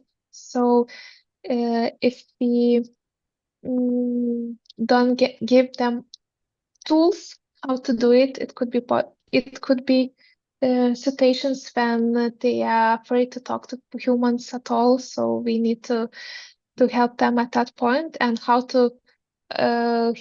it helps reach sustainability goals. It's of course that it improves our patient satisfaction, it improves our health services, and it improves our education system itself. So in my real practice, I work with a lot of complaints of patients and so on. In the real practice, is the most biggest issue. I don't like word problem. The most biggest issues are not even issues, challenges we're facing is that misinformation and miscommunication.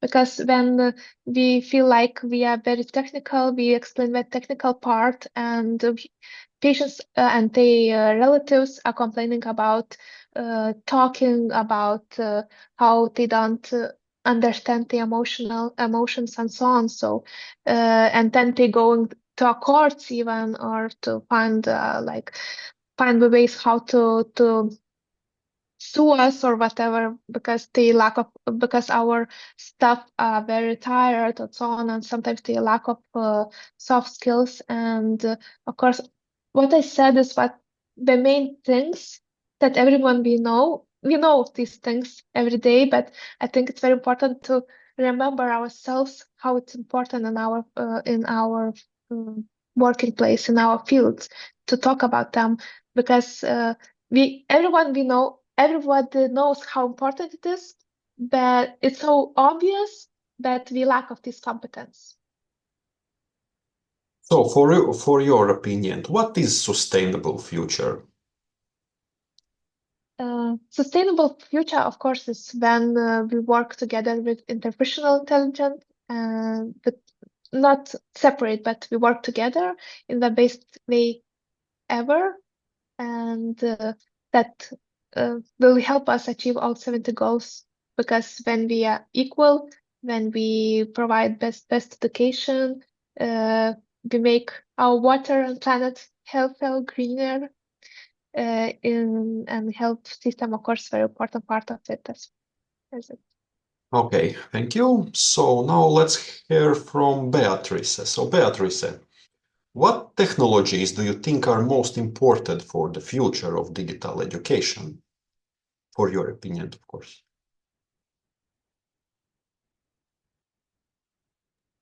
Beatrice, are you here? We are Yes. not. Yes. Sorry, I was muted. Okay. Perfect. Sorry. Do you hear my question? Yes, which Okay. digital tools are okay. I'm just reflecting because are a lot. Of course, for me, for example, are very important the communication like this, the platform tool to connect as Zoom or this kind of digital supporting because can connect people around all the world, so are important, and also because to avoid to waste the transports, so people can stay at home and avoid to traveling and avoid to let's say to for the environment are very, very great in my opinion. So what is your opinion about AI technologies? My opinion is that could be a very useful tool, but also be keep in mind that could be very dangerous. So it's up to us how to use it. So I think that for us that we born in another kind of era, so without this technology, we can better keep in mind the human effort and effort to AI. But I think that is dangerous for new generation because maybe they can take advantage without to use their minds, and so maybe they can be like exploit to technology. So in my opinion, it's very, we have to try to find the balance between the human part and the AI part of this technology. Okay, so are you using AI, for example, in your organization, in Dlearn company? Yeah, we use the AI, so we start to use it. The basic, to, for example, when you have a lot of information, it's useful to, for example, create a table, so to have an overview of the work. So maybe we have a report and it's useful to summary all the information.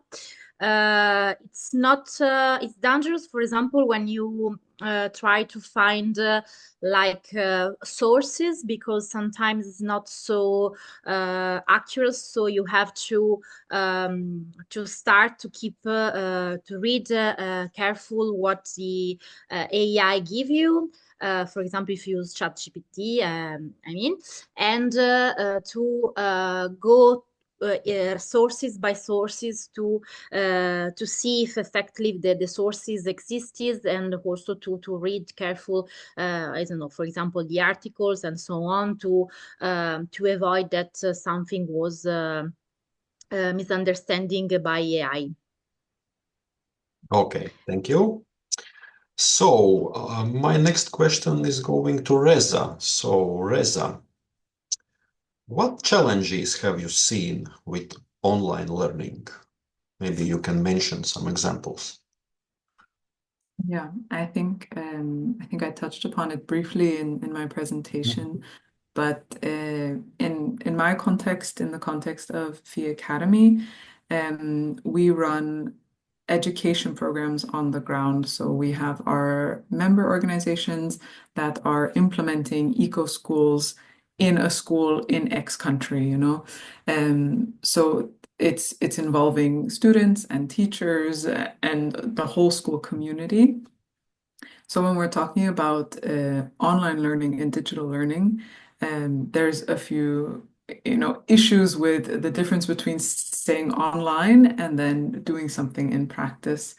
But I think Tatiana's presentation was gave a very nice comprehensive overview that online learning isn't just, or digital learning isn't just, an online course. It can also be a tool for, creating awareness, for tracking, resource usage and all of that. So I think it's trying to find the key of using online digital tools to support teachers or students on the ground in creating a more sustainable school community, in running more successful sustainability projects, whether that means they're, learning new concepts or getting new ideas or being able to connect with other schools and other teachers. I think there's a little bit of creativity involved in how to transition from the online space into the practical space. Okay, thank you. So you mentioned Tatiana's presentation, so that the next question are going to Tatiana. Tatiana, so you are from university. So my question is very simple. How can schools and universities adapt to digital transformation effectively? I know you have a very great experience in this field. Yes, thank you very much for the question. Originally, it is very difficult to answer because without a support from administration and without an interest of teachers and educators, nothing happened. And for sure, so it is not only Zoom, like Risa just mentioned, or online course. Yeah, so we need also, I think, training for trainers a lot, because and also collaboration between trainers, because if anybody use something and it is useful and interesting for students and supported by students, I think we need to share this information between us differently. Otherwise, we cannot know everything, and it is normal. Yeah, but to know what to use, especially about these new digital tools, artificial intelligence using, payment for this, yeah, because versions which are without payment do not provide us with so many interesting opportunities. And for sure, the support from the management to do it, or maybe also collaboration with the teachers, partners, industry who can provide such a support. It could be very, very important, in my opinion. And willingness to do it. Yes, so it's the most important, probably. Okay, so thank you, Tatiana, for those practical suggestions. So now let's go to the Agnese. Agnese, are you here? Yes. So, Agnese, what are 3 simple steps for any organizations that can take to become more sustainability? I know you mentioned it in your presentation, but maybe you can repeat it again, some real practical things for organizations. Yes, the first step is to know why you want to do it.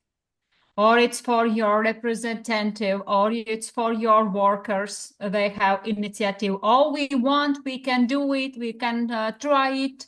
This is the first step. And the second and the third one is the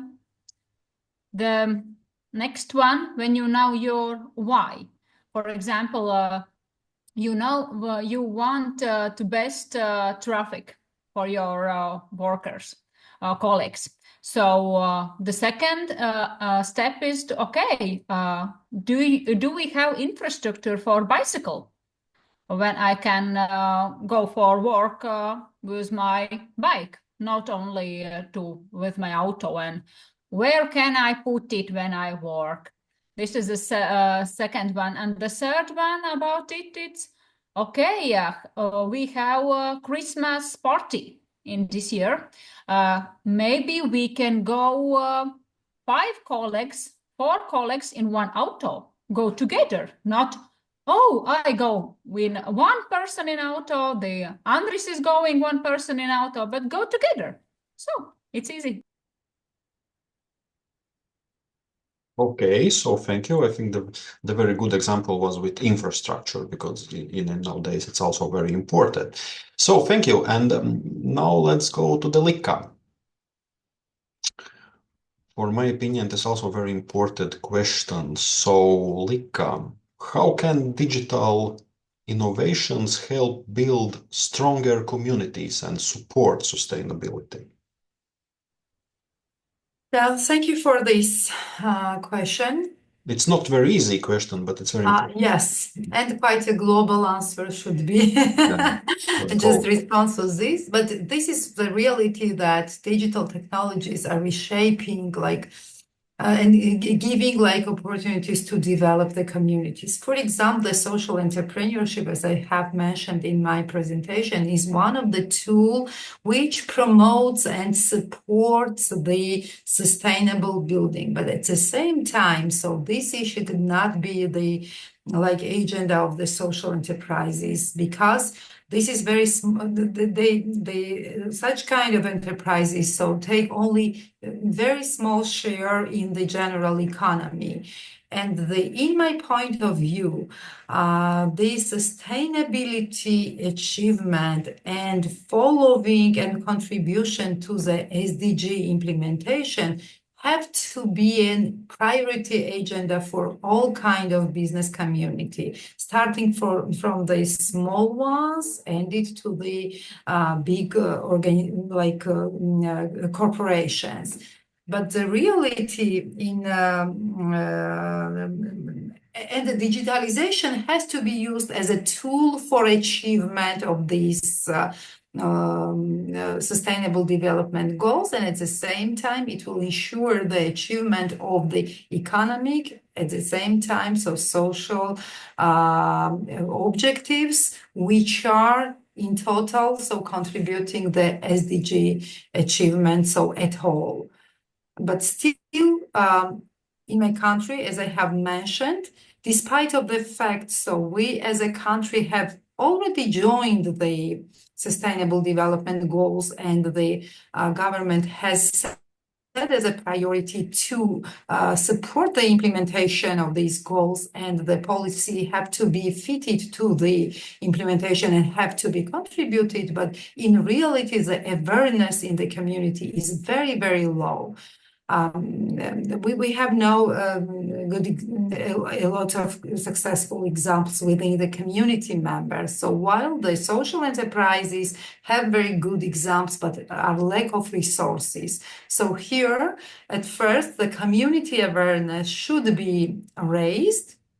Digitalization as a very supportive tool have to be promoted, but as other presenters have already mentioned, just using the digital tools and digitalization so needs to have respective skills. And in this regard, so we have to do a lot in order to gather and accumulate the education within the community, support learning of new skills, just creation of the new learning opportunities, and only in this way community will be able to support the sustainable development. Thank you, Lika, for your inspiring thoughts. So with that, we will now open the floor for questions from the audience. So, dear participants and also our speakers, now it's your turn. Please raise up your hand if you would like to ask a question. But before it, I will now share some of the questions sent me in my private chat room. After that, you can ask your questions directly. So, the first question goes to Reza. The question actually is very specific, but how can international collaboration improve the quality of education? I think that's a really good question. Yeah. I can maybe take an example directly from our Young Reporters for the Environment program, which is all about encouraging youth leadership through journalism. And we have an annual competition where young people between the ages of 11 and 25 can submit articles, videos, and photographs.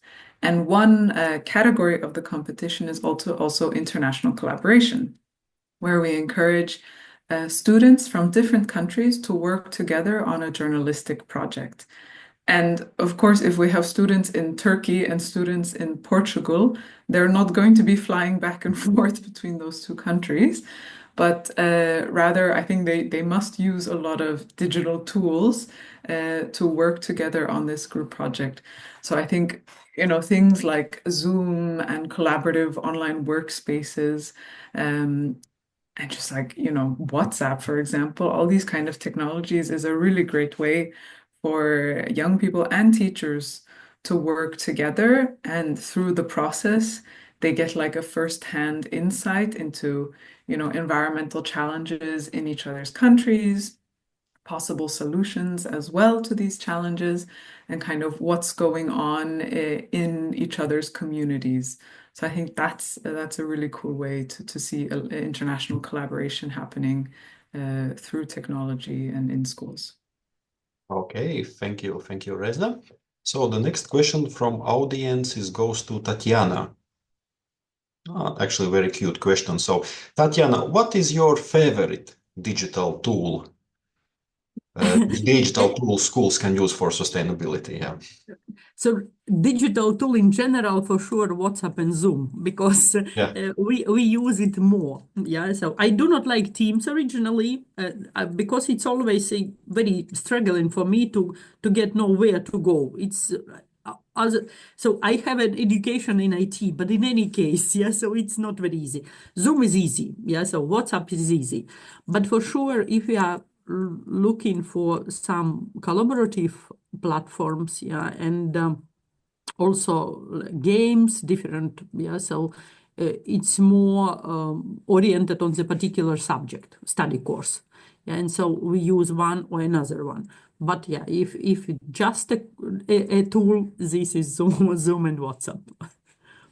But I use a lot artificial intelligence at the moment as well. Yeah, because to get know the information, very fast overview, for example, for the specific subject or question, and it saves time a lot. Okay, so thank you for that. We have one question from Sara Seona Bahilio, but Sara, could you please publish your question in public chat? Not in my direct message, but in published chat. Okay, so please publish it again. But before it, we have one more question for Lika. Lika, what is 1K challenge for social entrepreneurship in your country, so in Georgia? Well, I have just very shortly mentioned in my presentation that the legal framework is one of the big challenging factor in my country for the social enterprises, and that is not only my opinion. As an expert who is working in this direction, but the majority of the social entrepreneurs mention about this because at the moment we have no legal framework that will allow social entrepreneurs to register as social enterprises.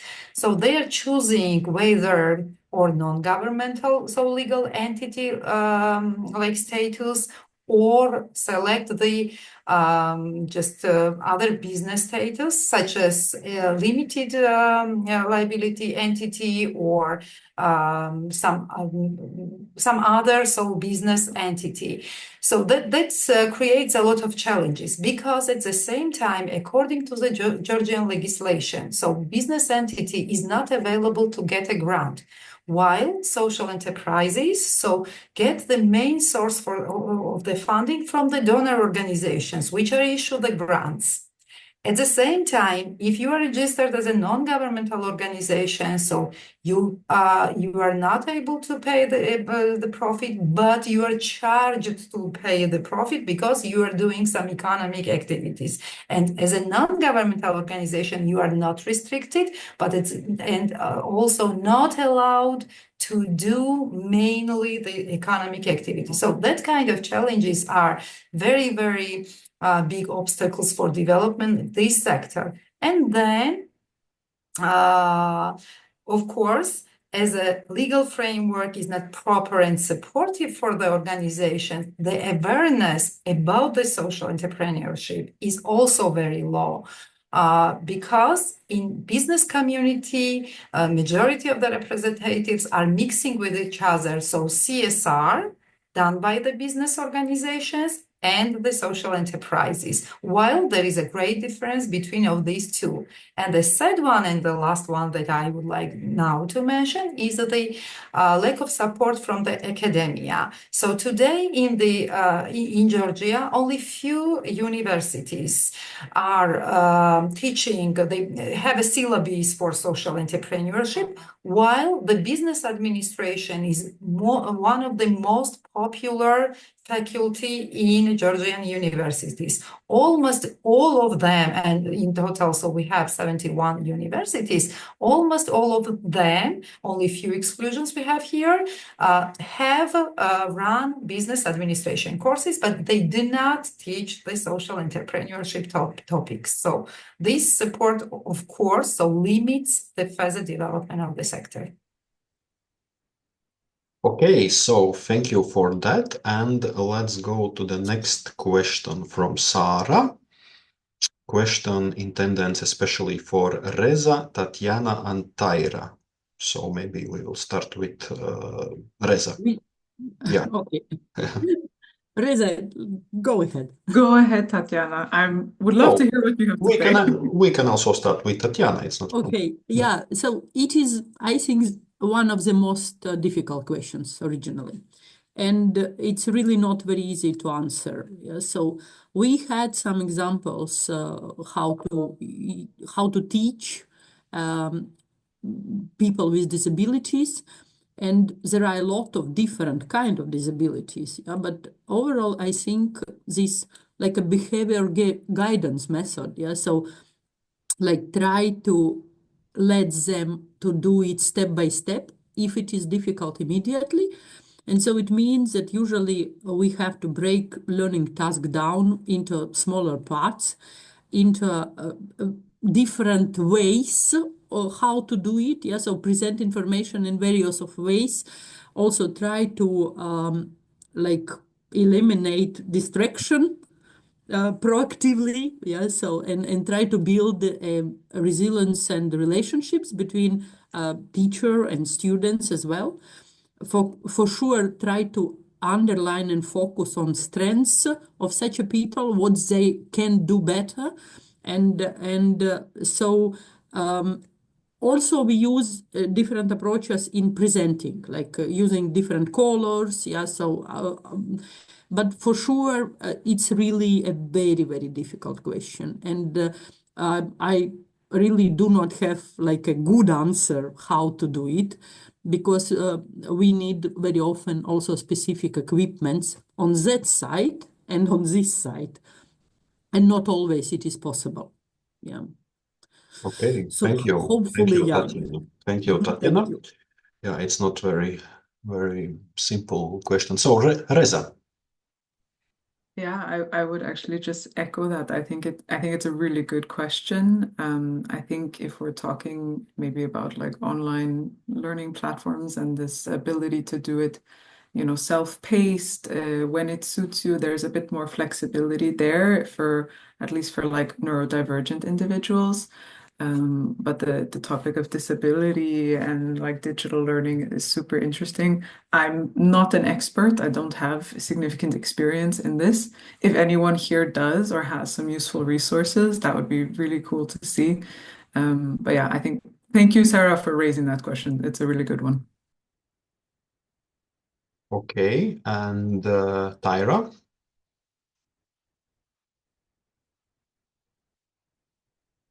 Okay, you see me? Yes. Okay. I need to. I'm sorry, I just talked to my head of a department. Could you repeat the question for me? You can find the question. Chat. Yes. Okay. The last one, yes? No, one before last. Question. Contribution. Yes, are they?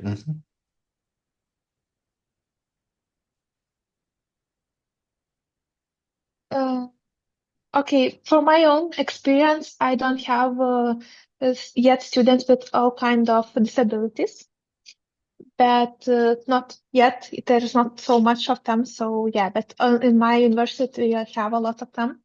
No, we have students like that, and of course, all facilities and so on are used for them. But yeah, I need to. It's a very good topic, but I think you need to read more researches about this topic, how to work with, for example, virtual reality. But we know for sure that when we're talking about fears, for example, when high fear and so on, it's very crucial experience for people who have virtual experience. It can actually, when I was, I was in one artificial intelligence place, and they explained that at some point, people who have fear like this, they could heal using virtual reality, but for others, it depends on mental state, it could be even worse. So we don't still need to work on it to find the instruments that are very safe to use it in that kind of place. I think fear is mental fear, it's also a very important part of digital using. And another part is ethical child.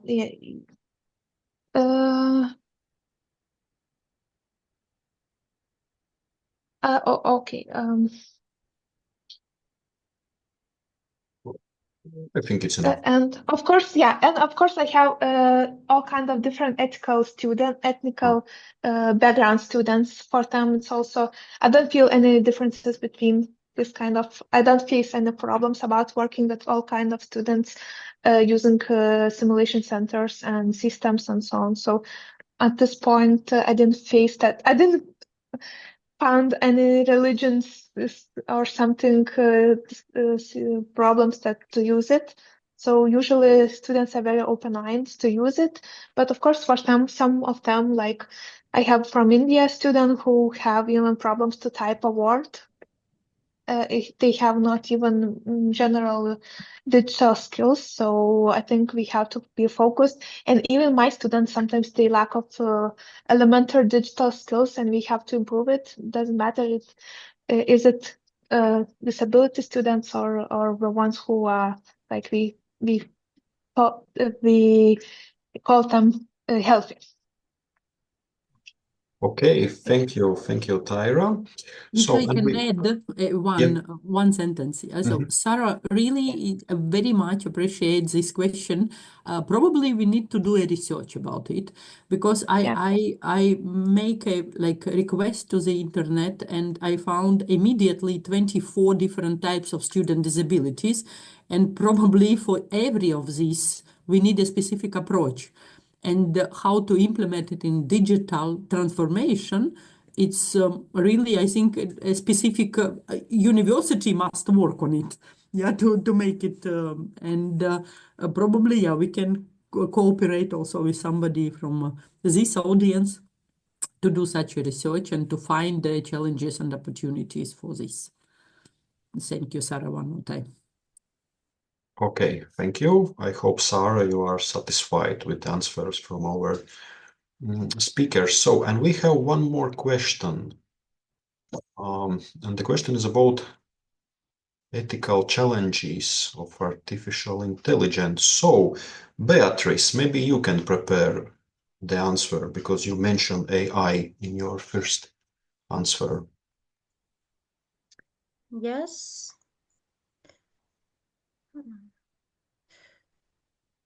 So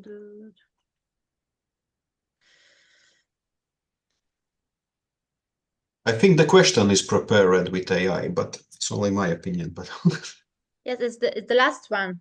Yes, the last one. Yes, sorry, I'm just reading.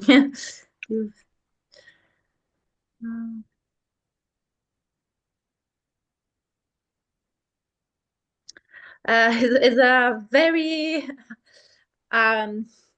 interesting question, but it's also hard to answer it, because honestly, we try to deal with this issue. So I don't have a very specific answer. it's a very I think a core answer that we have to foster during the next years related to IA. Also because of course the DIE continue to evolve, so we have to be careful with this ethical issue related to this. In my opinion, we should start to develop this kind of aspect. And if I have to be honest, we are also try to develop new proposal related to AI and ethical approach to AI. So I don't have a very answer now. I hope that to answer better to this question in next year of my life and of my experience with AI, because we start to work on this issue. So I don't know if the other speakers has already an answer on that. Yes, it's the question also for others. Do you have some I have, some as answer? always. Yes. Okay, thank you, Tatiana.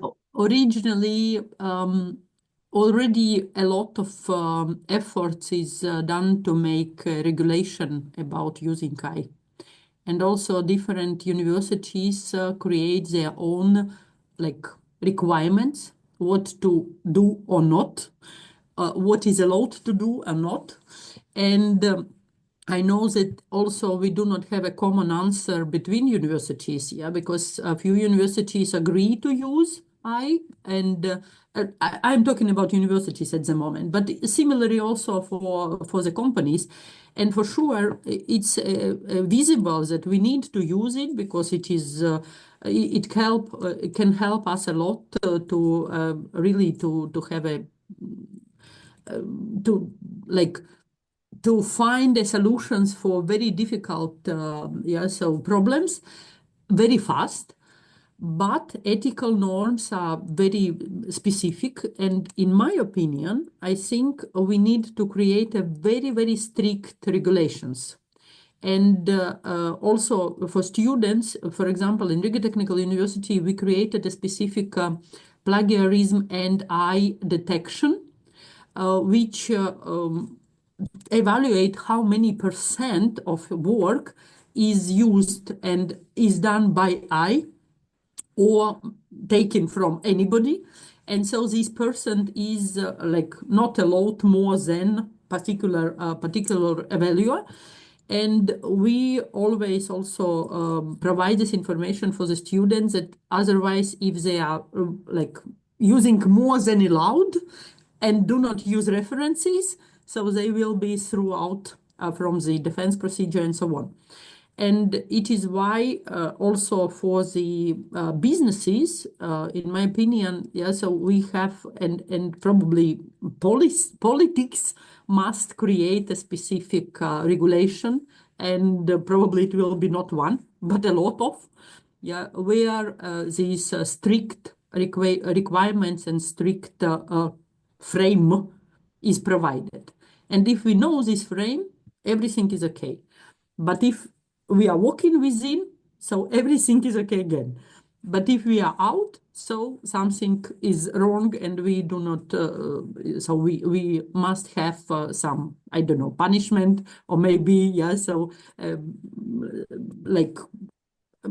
limitations and so on, But in any case, these very strict and visible values, what to do and what is allowed or not, in my opinion, can help.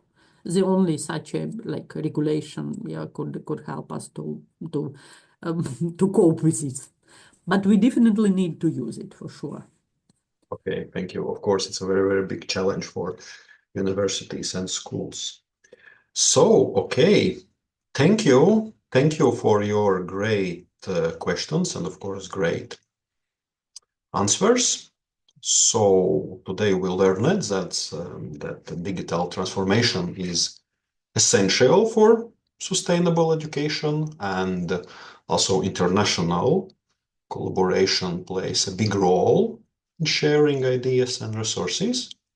And finally, practical actions, even small ones, can make a big difference in achieving sustainability. Thank you to all speakers and participants. This event was organized by the European Digital Learning Network and ECA University of Applied Science and co-founded by the European Union. It has been my pleasure to guide you throughout this program.